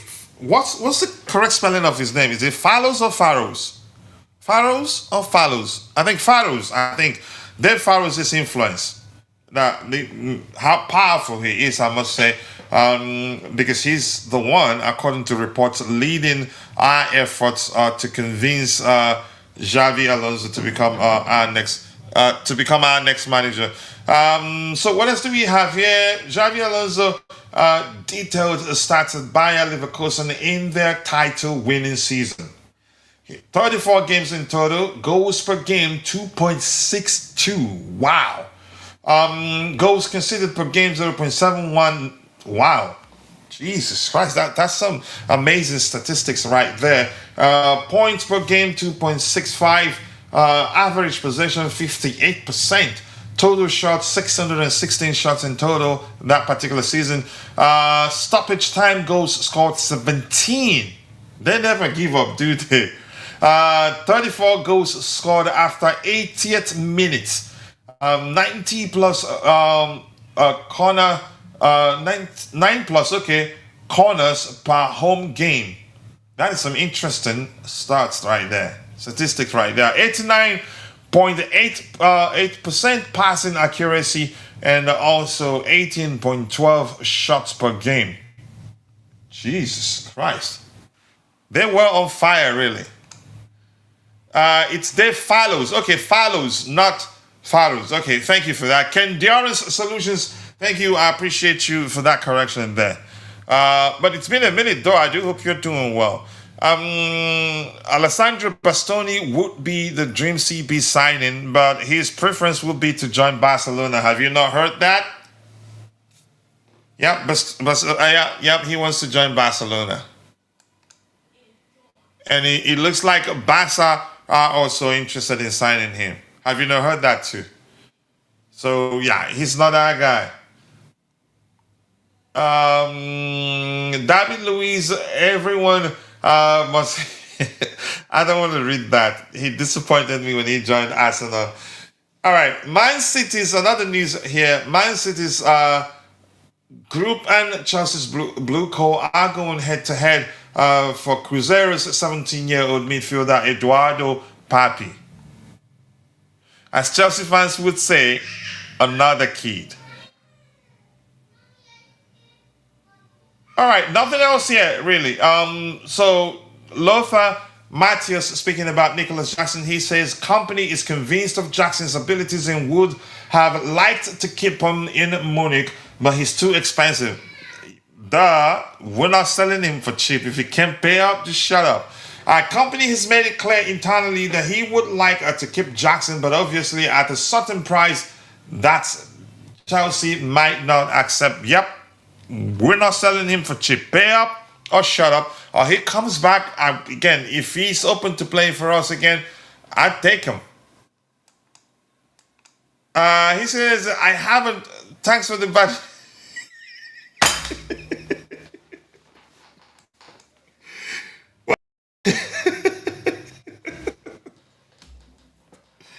What I do? James, what bad?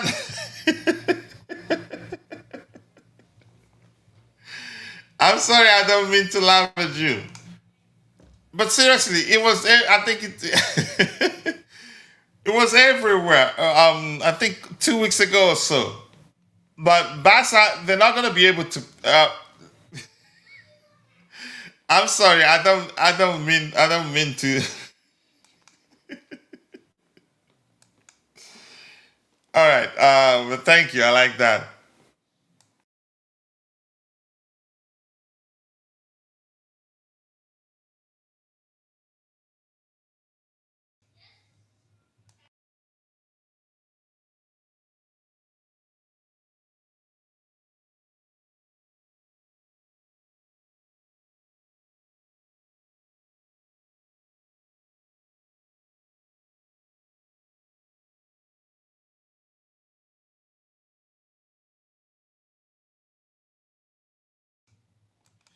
I'm sorry, guys. Yeah, I'm alone with my daughter and one of my boys. Yeah, it's not gonna be that simple.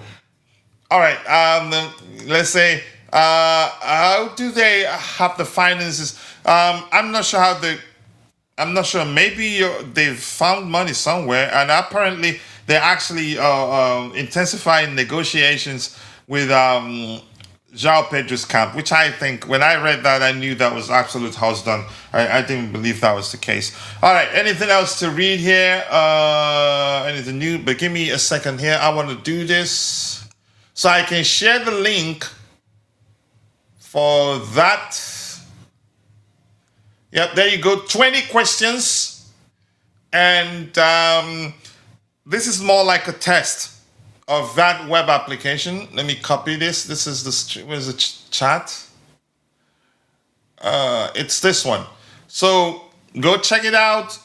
As you take the quiz, I'll share the live, the screen here to see how many people that are taking the quiz. It's a live quiz. I'll leave it there for a while. Sometimes I'll actually, you can say, create a stream for it.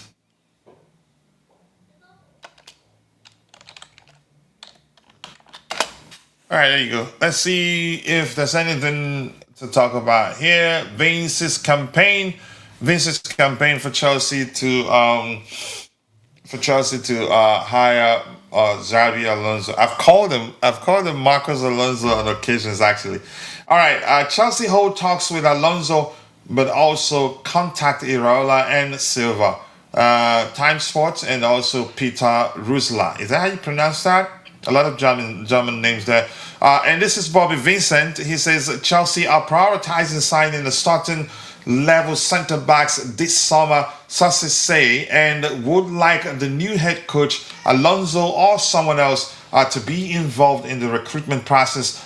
For Alonso, that will be a big deal. So he wants the club to sign. This is sounding more like, that sort of situation where it is certain that something is going to happen, but they don't want to.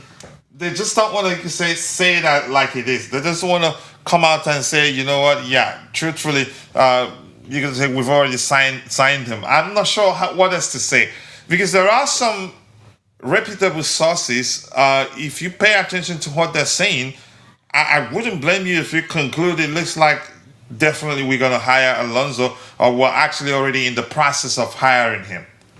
I don't work for the club, you can say, and we can only speculate, but you get what I'm trying to say here.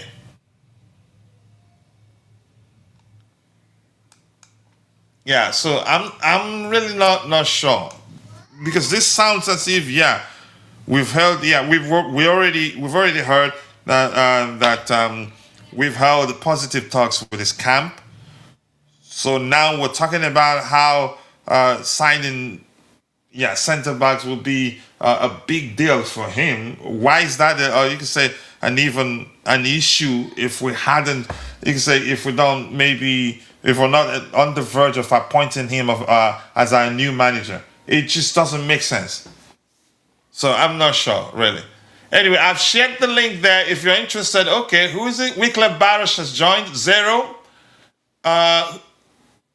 Oh my, James Bold has 826. Okay, let's see who wins. I'm going to share the screen here.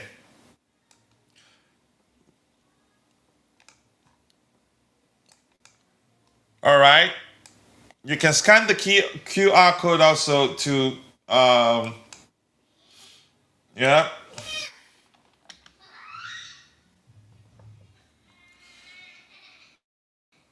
All right, James Bold has 826 points, 763 points for me. I failed a few questions, probably because I was focused on hosting the show.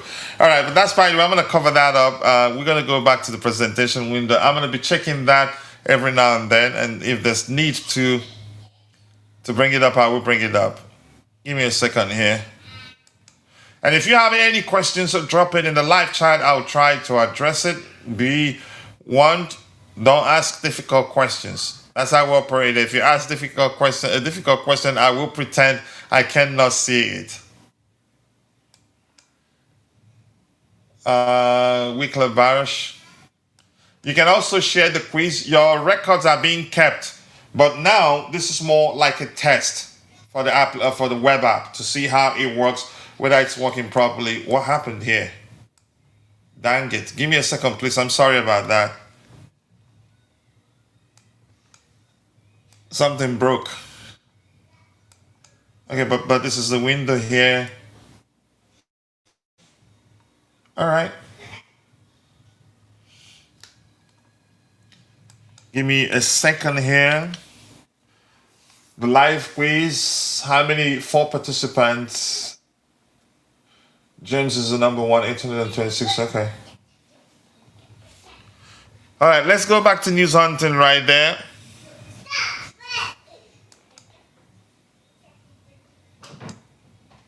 Hold on 1 second, I'll be right back. No. Mama, go outside. Go outside. Get the fuck out. I'm in the middle of a show. Get out.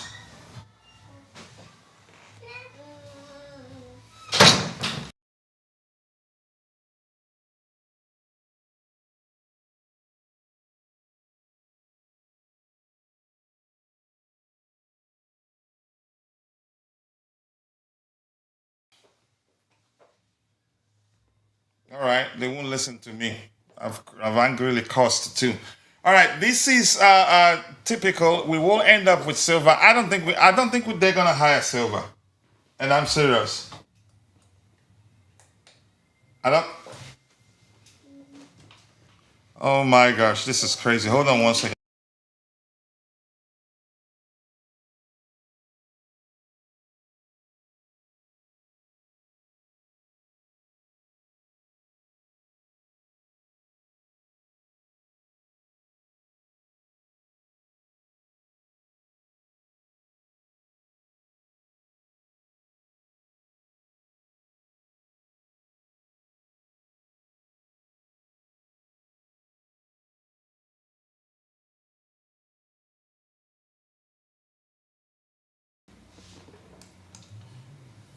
All right, it could happen. Sorry, my older one doesn't listen. He's the one dragging them into this place. All right, let's see. What else do we have here?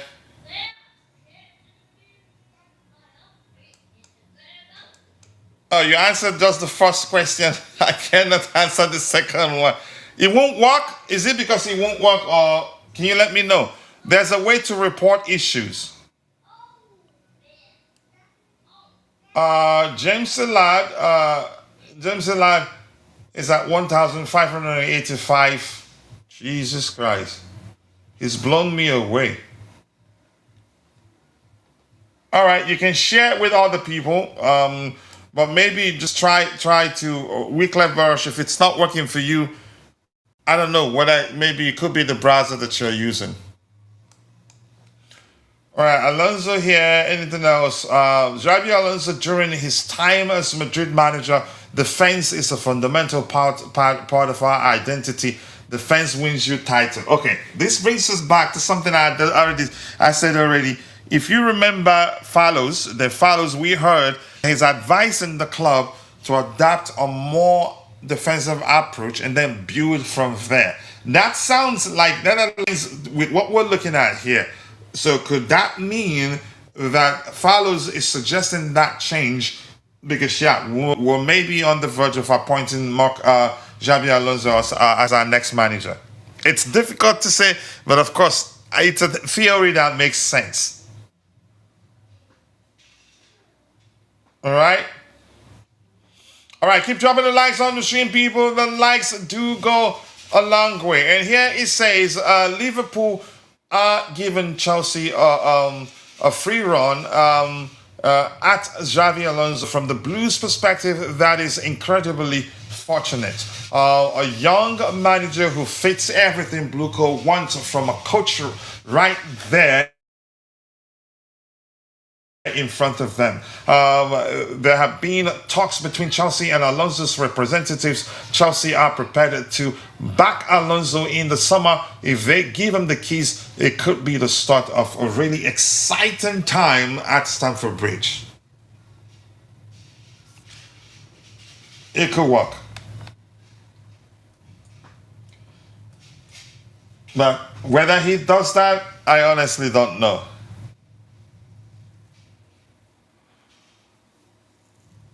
Whether he accepts, you could say, becoming our manager, honestly, I don't know.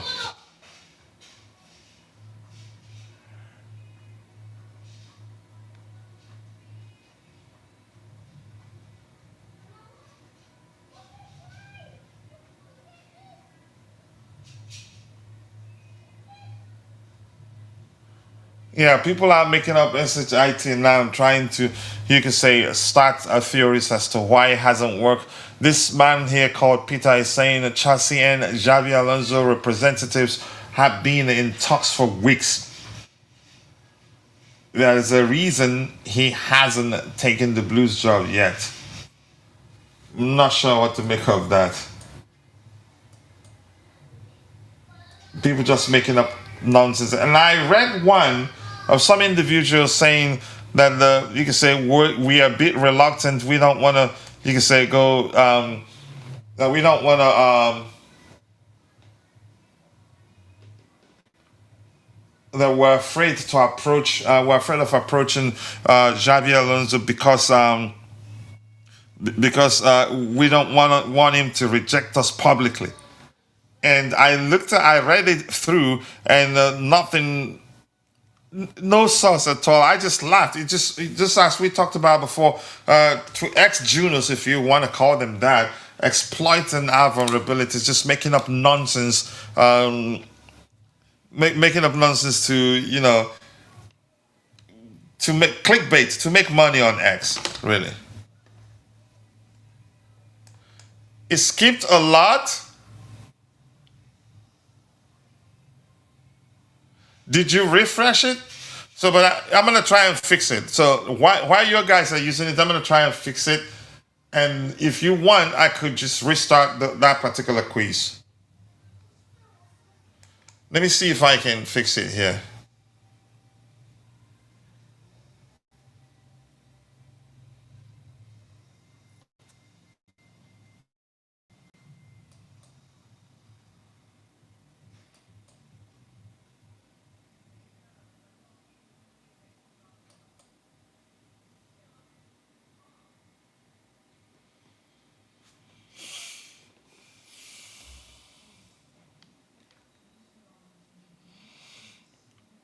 I'm trying to see. But all right, let's keep going. Anything new? Moises Caicedo has switched agents to CAA base, and I'm just happy. Yeah, it hadn't. He did, it wasn't long ago that he signed a new contract. So switching agents, for me, I don't think had that not been the case, I think a lot of Chelsea fans will be losing their SHIT right now, pandering the fear that it looks like he's planning to leave, and that's why he switched agents. So it's a good thing he signed a new contract not long ago. So switching agents, it just becomes something nobody, you could say, will be concerned about.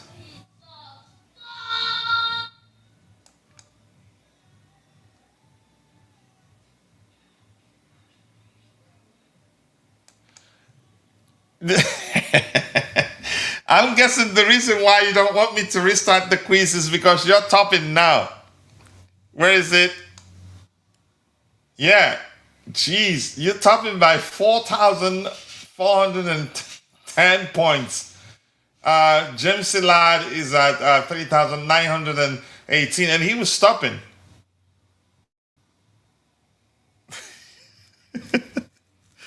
You're really funny. So you don't want me to restart it because you're topping. But I'm gonna try to fix the issue of skipping.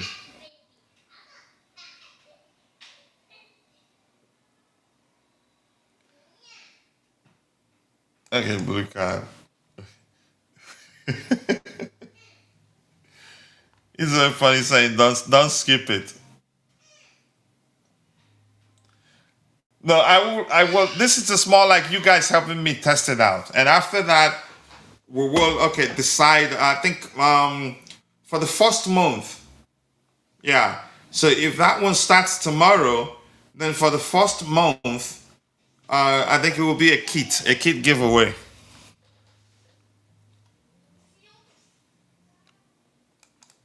Have you answered all the questions?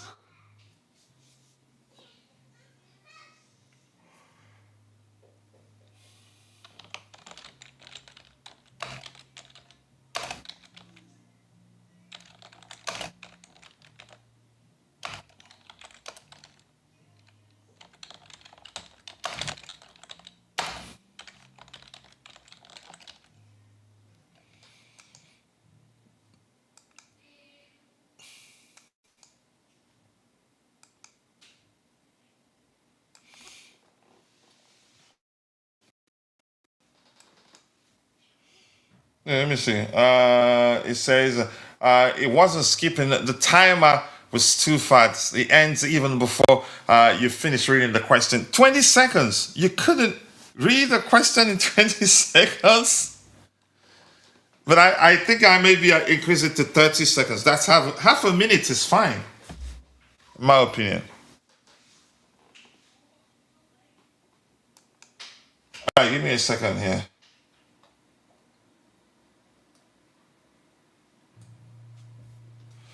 So Sky Carver, is that how you pronounce his name? Says there's a good chance that Xabi Alonso, could end up being Chelsea manager if he wants the job. So key phrase here, if he wants the job.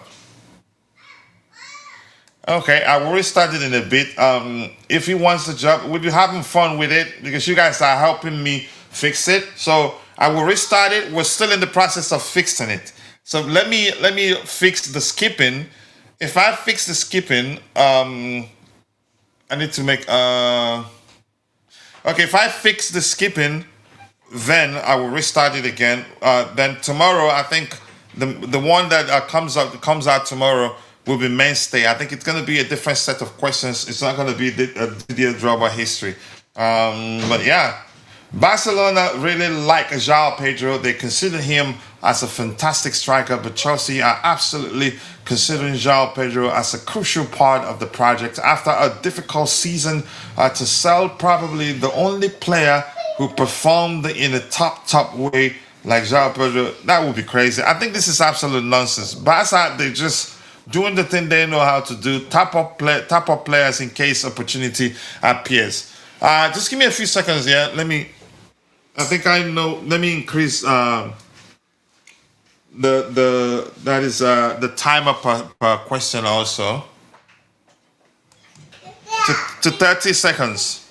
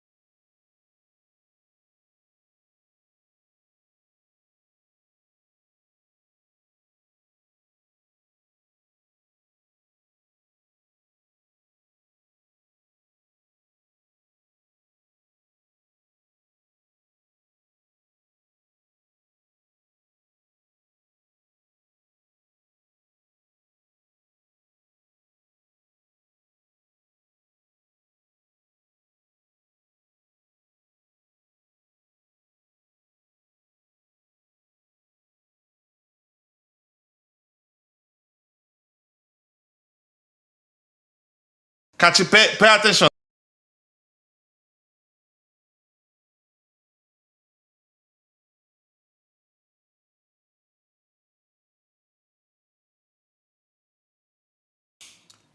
All right. This Alex Crook here says. So should I leave it in? I think let's make it 25 seconds. Yeah, but I'm waiting. I just made a change because of the skipping. So I'm waiting for the server to respond so that I can increase it to 25 seconds per question, maybe.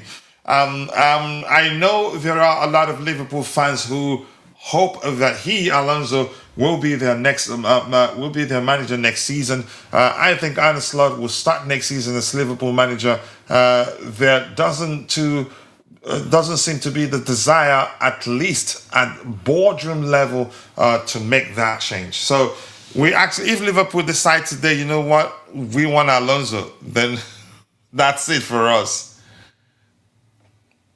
You know, so I could go back to 20 seconds, but I've already hit send with 30 seconds per question. But let's go with that in a bit. Then I'll publish and restart the questions. So Liverpool aren't looking to sack Arne Slot right now, but I think it'd be stupid not to think that their fans aren't capable of pressuring them into doing otherwise. Alex Cook says, my understanding is that Xabi Alonso is Chelsea's preferred target. I think he's already held talks with the hierarchy. Sources close to the process have told me those talks have been quite positive. I think Xabi Alonso is keen to manage in the Premier League, and we've also heard that he's open to the Chelsea job. I think that's according to Fabrizio Romano himself. Yeah. All right, give me a second. Yeah.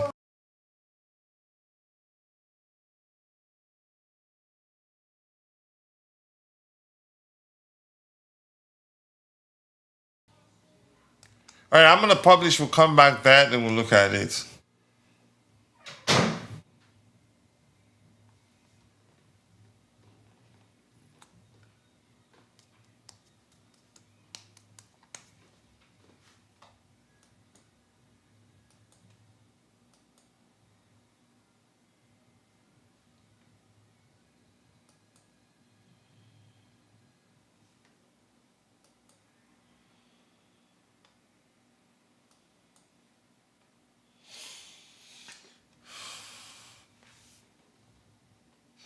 Give me 1 second here. There you go. All right, we're good. So I'm gonna do this. Um,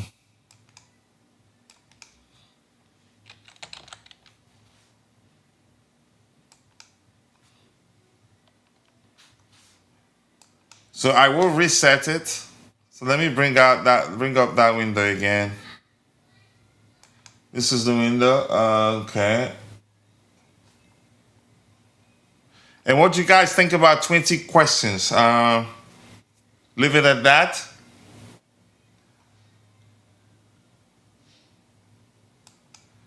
I'm gonna go here. There you go.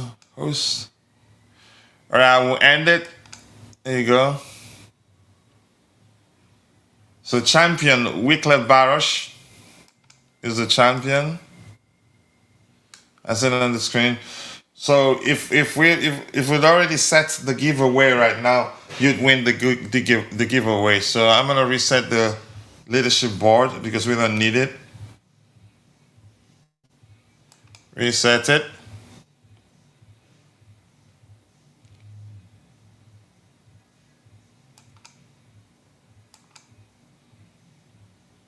All right, there you go.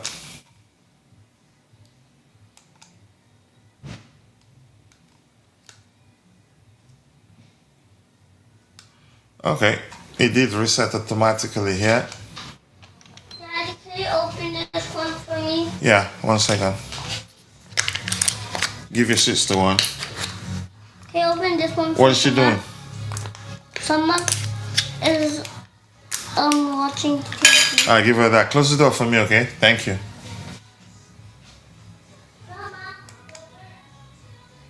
All right, there you go. There you go. I'm gonna restart it now, and I think I'm gonna play too. Anybody wants to play? If you're watching, you can scan the QR code and then join. Let's see who wins.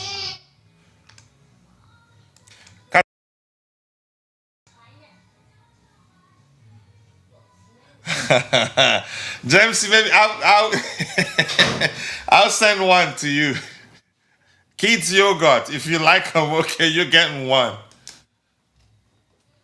All right, let's have some fun. I'm gonna start it. There you go. I'm gonna play too.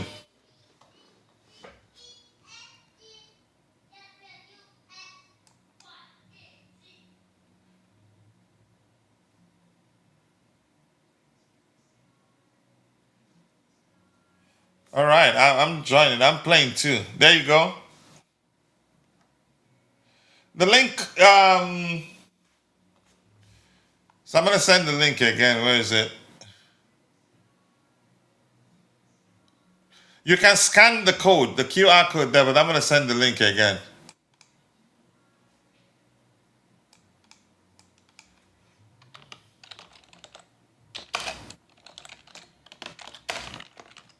There you go. The quiz link sent.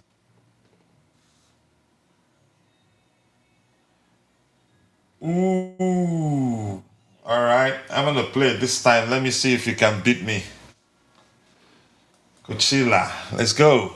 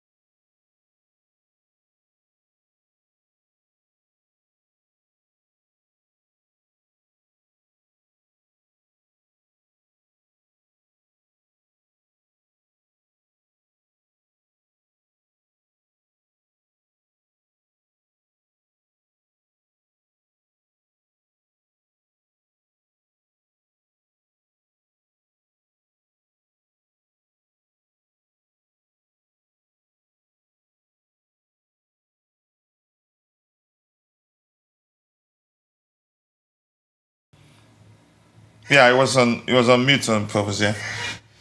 But I'm saying I'm gonna publish it now. I've made the changes. I was typing code on the screen.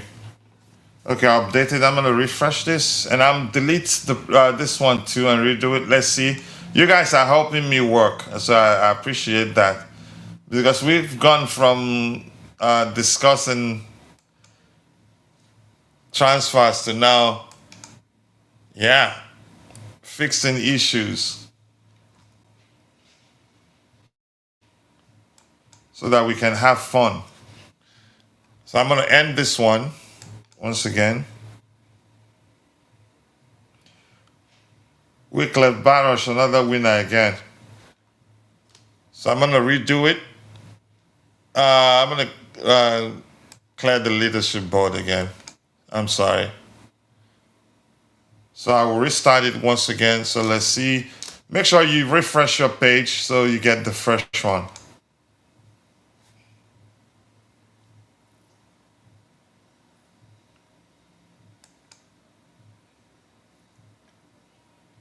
So there you go. Let's do it again. I'm joining the quiz, Chelsea quiz. Let's see who wins.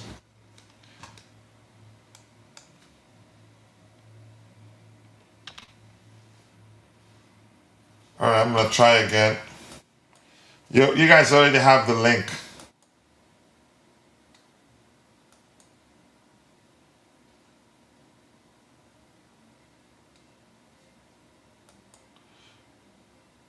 Okay, pretty much.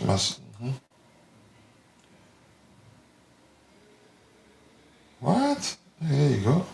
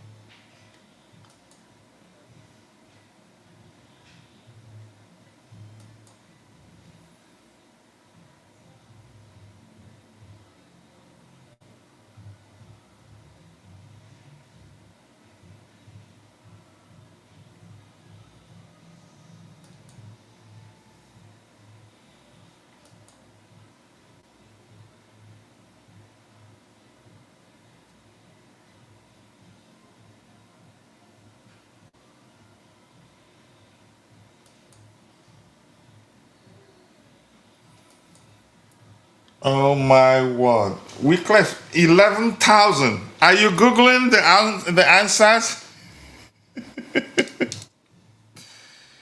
Wycliffe, are you using Google? How did you get to 11,000 plus?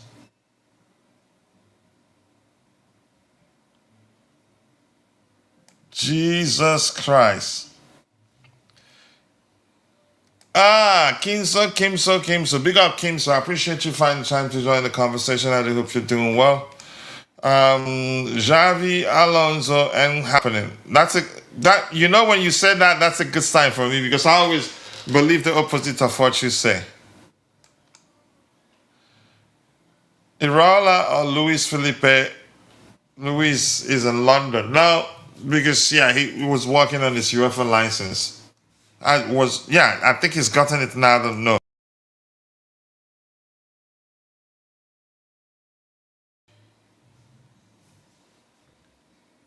Wycliffe, how did you get to 11,000? Are you? I know you can't Google the answer. Jesus Christ! Even Jeremy has overtaken you.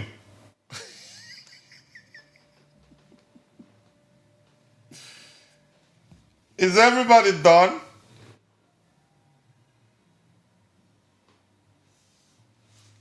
Okay, I need to add something that will let me know when everybody is done. When all participants, existing participants, answered all the questions.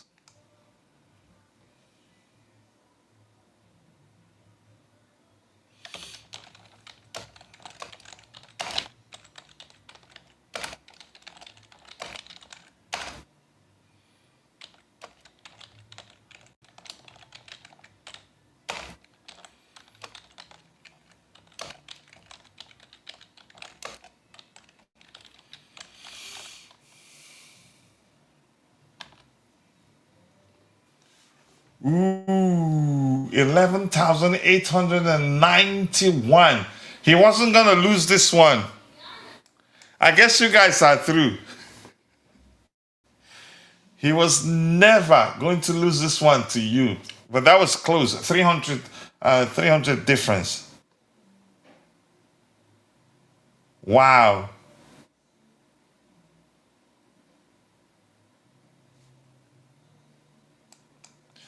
It looks like Xavi's going to happen. Salute, Hassan. It looks like it's going to happen, really, and I'm happy. Okay, I think it makes sense, yeah, to pay attention to the ones you got wrong. As for me, I'm just playing for testing sake. I wasn't necessarily paying attention to that. Was in a hurry to select the answer, so yeah. So it makes sense now, yeah, because yeah, if you pay attention very well, you'd know not to get the answer wrong the next time. Which is why every week, it's gonna be shifting. I forgot some answers and got some of them wrong, which I promise, because the overconfidence is another issue there. My world.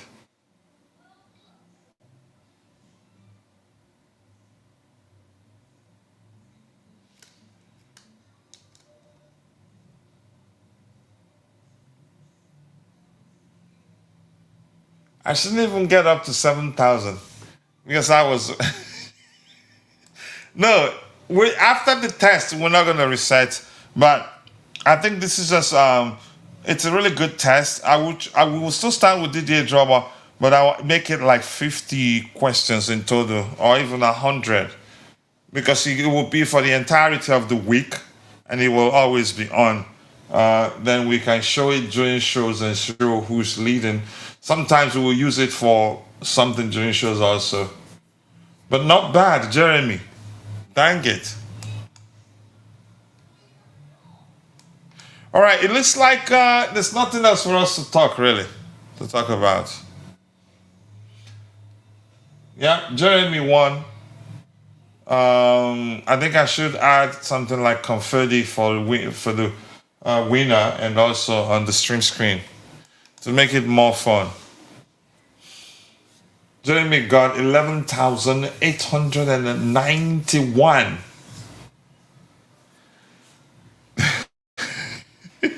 It's a lie. That's a lie, Kim, so don't do that. I know you're lying. It's not. It's a lie. That's so soon. You're lying.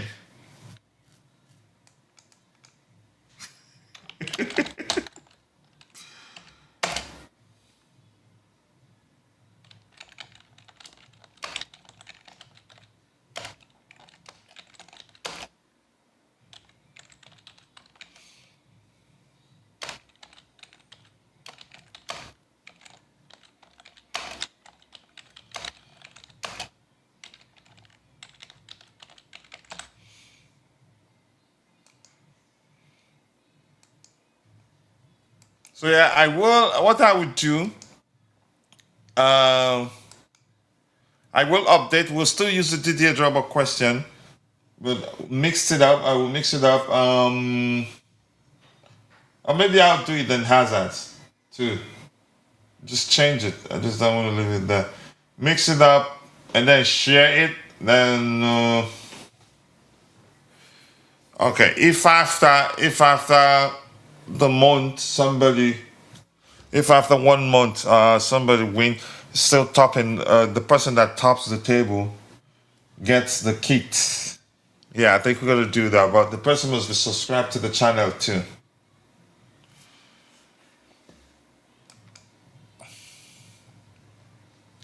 Xabi Alonso was disappointed by the blue coat team. Why are you lying? But Heston, I'm happy. I'm happy that you're doing that. Yeah, the whole month will be fair. So you're gonna be doing it every month, and participants must be subscribed to Chelsea Perspective. And every week we could change it every week. I think it should be fair. It only makes sense to change it every week so that if you win a kit, you work for it. Change it every week. New quiz every week. And then for 1 month, look who's still topping the look at the leadership board and see who's still topping, and the person wins the kit or cash equivalent. So I think that's gonna be fun. All right, nothing else has emerged. I'm gonna refresh this because Kim so scared the heck out of me by saying Marco Silva to Chelsea. Here we go. To my camera, did he go blank? Okay, there you go. He was still there. I wasn't paying attention. So I'm gonna refresh.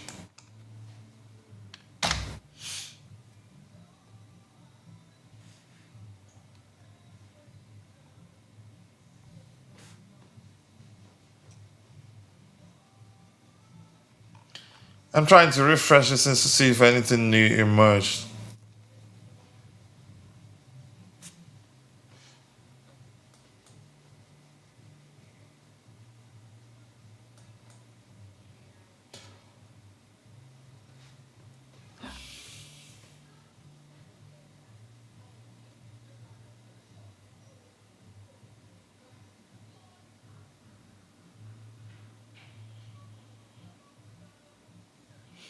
I will recreate this Dropbox version, make it even more difficult. You just set the highest level of difficulty. Yeah, that way, if you're gonna win a $200 plus kit, you get it. Vara says I will be studying. I'm gonna make it even more difficult because as I was creating it, I chose mid-level difficulty. So by then I'll create a new one that we'll start seeing tomorrow. By the time we start seeing it tomorrow, it'll be highest level of difficulty. So, and I think I might actually bring back the question. I might actually bring back the question down to 20 seconds. That is the timer per second.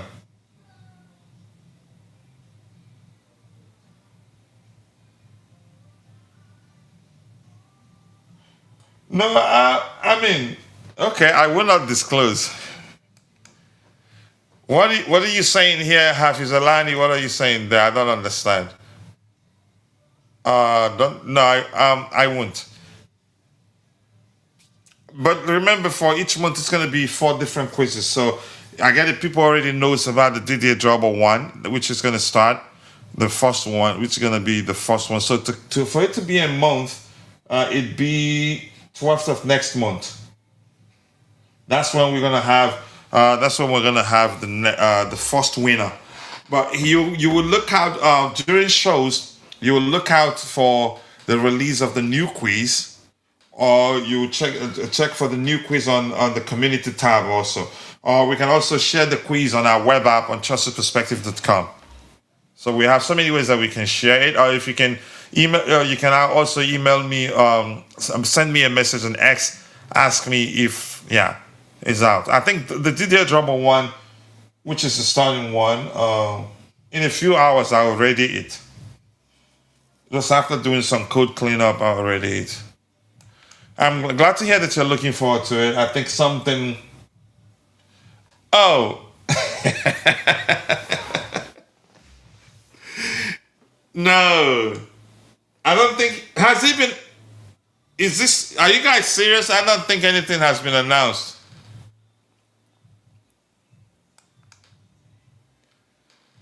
I've refreshed this to see if anything has been announced. I don't think so, really.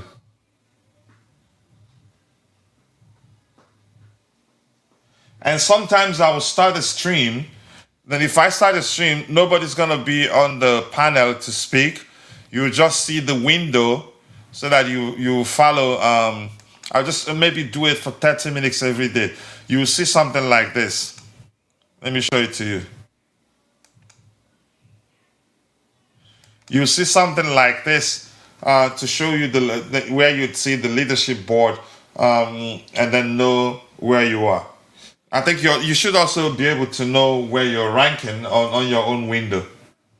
Yeah. So maybe every day or maybe midweek, I'll do a live stream where nobody will be on the panel. You just see the window like this. So you see who's performing. Max 100 people at the same time. It will add people to waiting list. Once somebody completed the quiz, then it will give another person a chance to participate.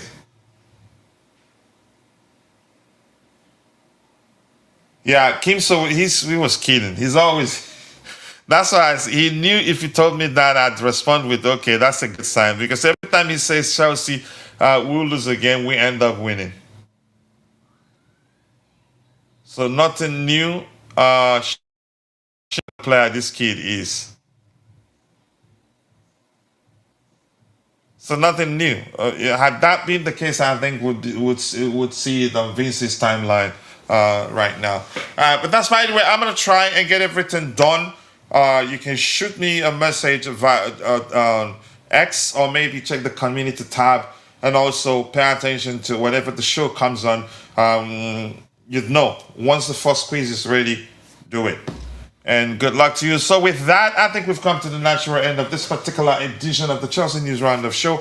And I appreciate you all for finding the time to participate and be part of the conversation. Thank you to Wycliffe Barish for joining. Thank you for Jeremy Nice. I appreciate you, Mr. Jeremy. And thank you for Hafiz Alani. Much appreciated. Who else was here? Kimso. Thank you so much. I appreciate you for joining, for bringing the bad news. So today, no reward for today, Jeremy. No reward for today. You guys just helped me. You just helped me make sure it's working properly. Yeah. So, and if I miss your name, apologies. I'm only human. I think Vic was also here. Who else was here? Yep. I've said James C. I've said hello to you and thank you once again. If I miss your name, apologies. I'm only human. See you guys next time. God bless us all and cheers.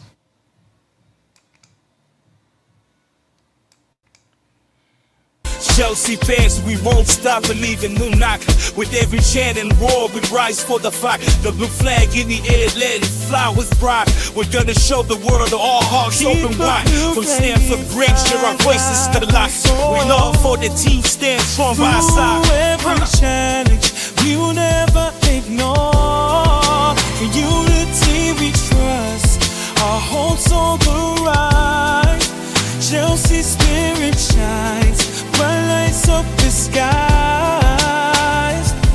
Des fois qu'un bruit c'est for real does, and then with a love this storm.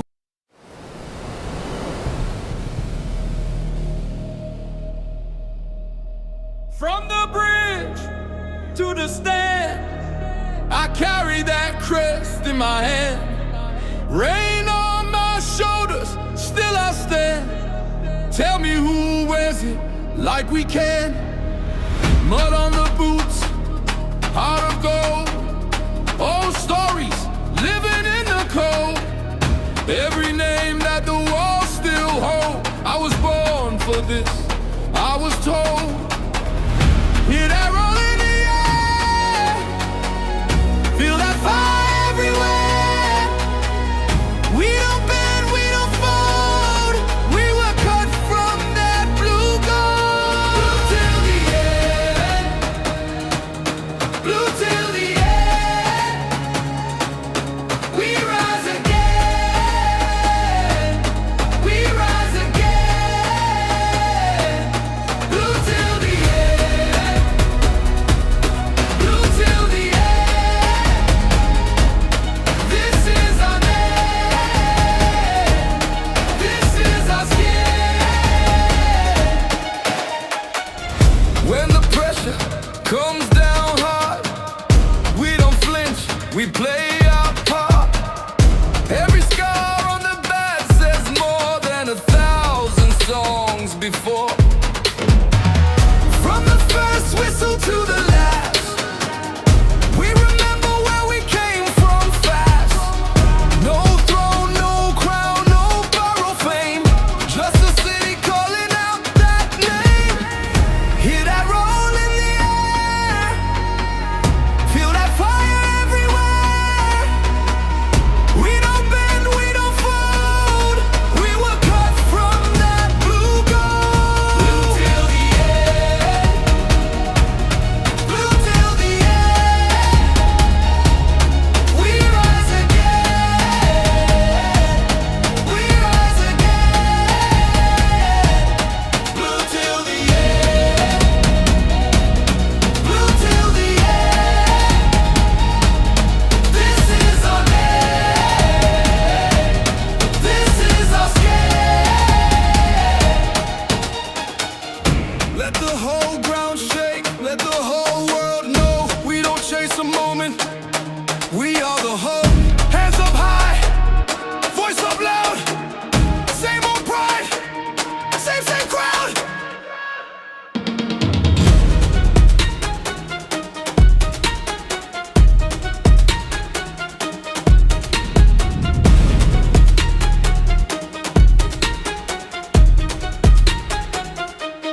Blue till the end, blue till the end. We rise again, we rise again. Blue till the end, blue till the end. This is our name, this is our skin. Blue till the end, blue till the end. Loyalty stay, even through the storm.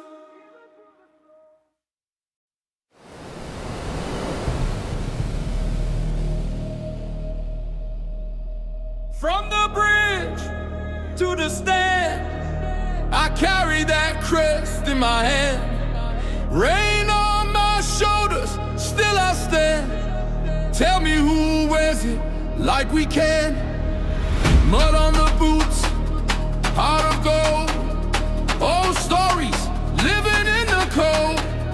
Every name that the walls still hold. I was born for this, I was told. Hear that roll in the air, feel that fire everywhere. We don't bend, we don't fold. We were cut from that blue gold. Blue till the end, blue till the end. We rise again,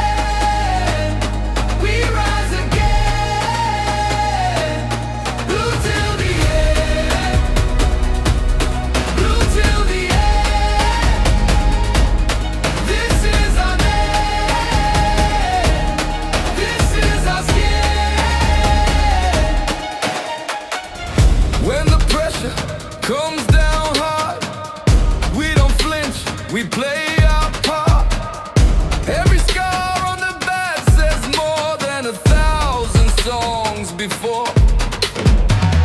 From the first whistle to the last, we remember where we came from fast. No throne, no crown, no borrowed fame, just a city calling out that name. Hear that roll in the air, feel that fire everywhere. We don't bend, we don't fold, we were cut from that blue gold. Blue till the end, blue till the end. We rise again, we rise again. Blue till the end, blue till the end. This is our land, this is our skin. Let the whole ground shake, let the whole world know we don't chase a moment, we are the hope.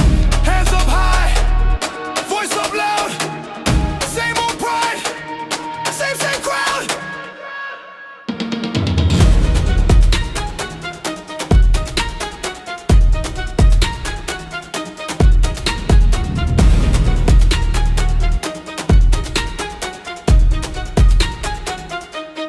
Blue till the end, blue till the end. We rise again, we rise again. Blue till the end, blue till the end. This is our land, this is our skin. Blue till the end, blue till the end. Loyalty stay, even through the storm.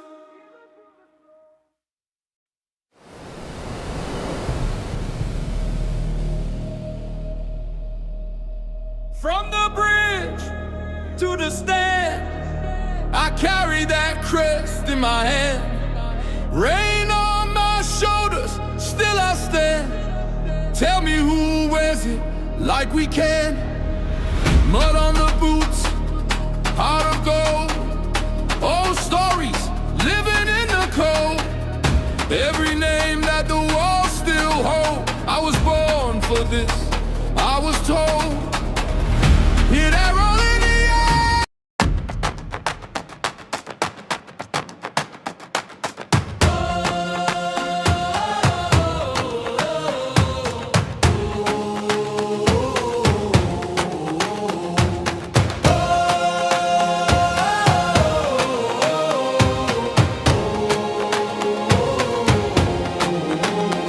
From the bridge to the stand, I carry that crest in my hand. Rain on my shoulders, still I stand. Tell me who wears it like we can. Mud on the boots, heart of gold. Those stories living in the cold. Every name that the walls still hold. I was born for this, I was told. Hear that roll in the air, feel that fire everywhere. We don't bend, we don't fold. We were cut from that blue gold. Blue till the end, blue till the end. We rise again, we rise again. Blue till the end, blue till the end. This is our name, this is our skin. When the pressure comes down hard, we don't flinch, we play our part. Every scar on the back says more than 1,000 songs before. From the first whistle to the last, we remember where we came from fast. No throne, no crown, no borrowed fame, just a city calling out that name. Hear that roll in the air, feel that fire everywhere. We don't bend, we don't fold, we were cut from that blue gold. Blue till the end, blue till the end. We rise again, we rise again. Blue till the end, blue till the end. This is our name, this is our skin. Let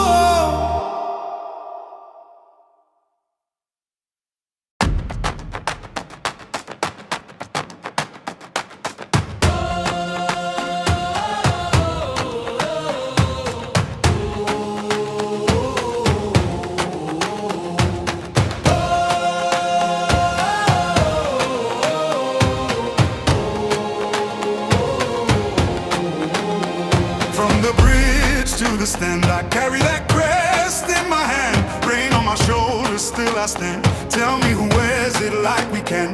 Mud on the boots, heart of gold. Those stories living in the cold. Every name that the walls still hold. I was born for this, I was told.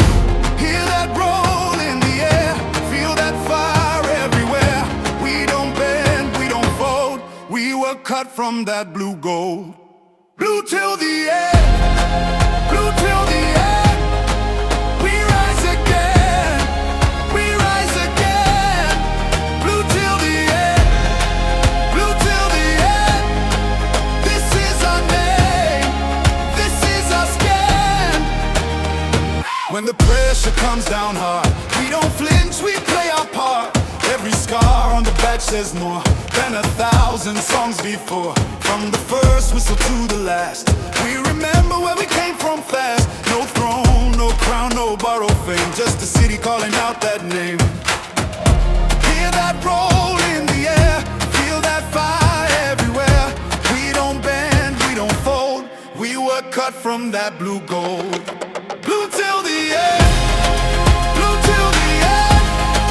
We rise again, we rise again. Blue till the end, blue till the end. This is our name, this is our skin. Let the whole ground shake, let the whole world know. We don't chase a moment, we are the home. Hands up high, voice up loud. Same old pride, same crowd. Blue till the end, blue till the end. We rise again, we rise again. Blue till the end, blue till the end. This is our name, this is our skin.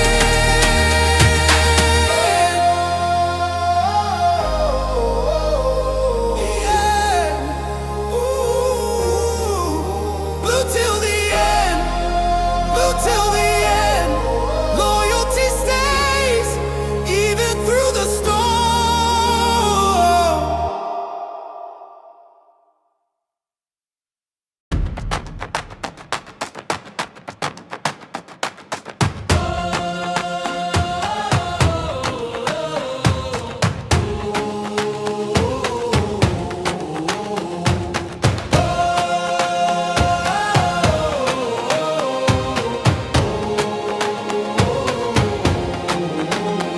From the bridge to the stand, I carry that crest in my hand. Rain on my shoulders, still I stand. Tell me who wears it like we can. Mud on the boots, heart of gold. Those stories living in the cold.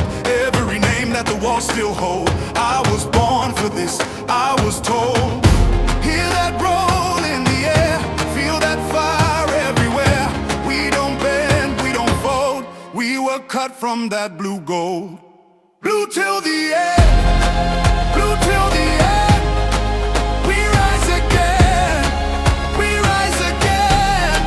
Blue till the end, blue till the end. This is our name, this is our skin.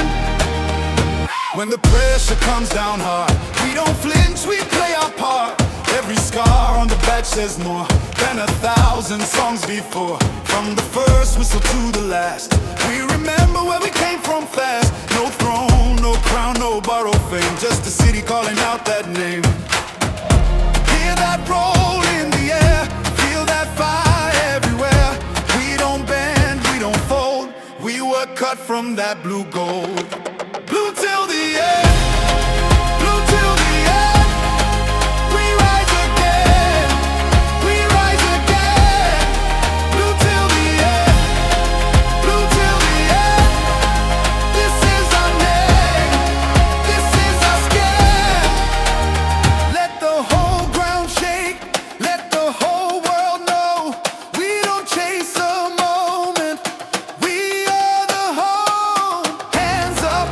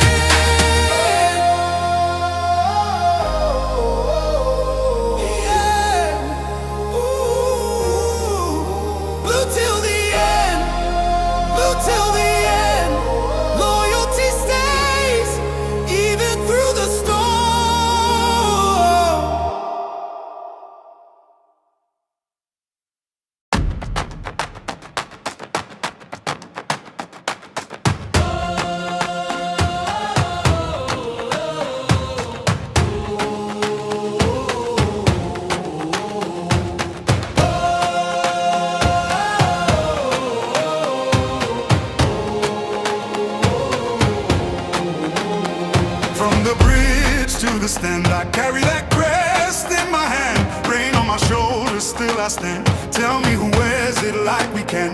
Mud on the boots, heart of gold. Those stories living in the cold. Every name that the walls still hold. I was born for this, I was told. Hear that roll in the air, feel that fire everywhere. We don't bend, we don't fold. We were cut from that blue gold. Blue till the end, blue till the end. We rise again, we rise again. Blue till the end, blue till the end. This is our name, this is our skin. When the pressure comes down hard, we don't flinch, we play our part.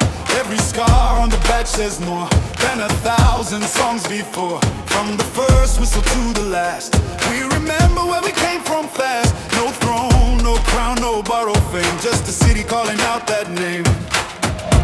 Hear that roll in the air, feel that fire everywhere. We don't bend, we don't fold. We were cut from that blue gold.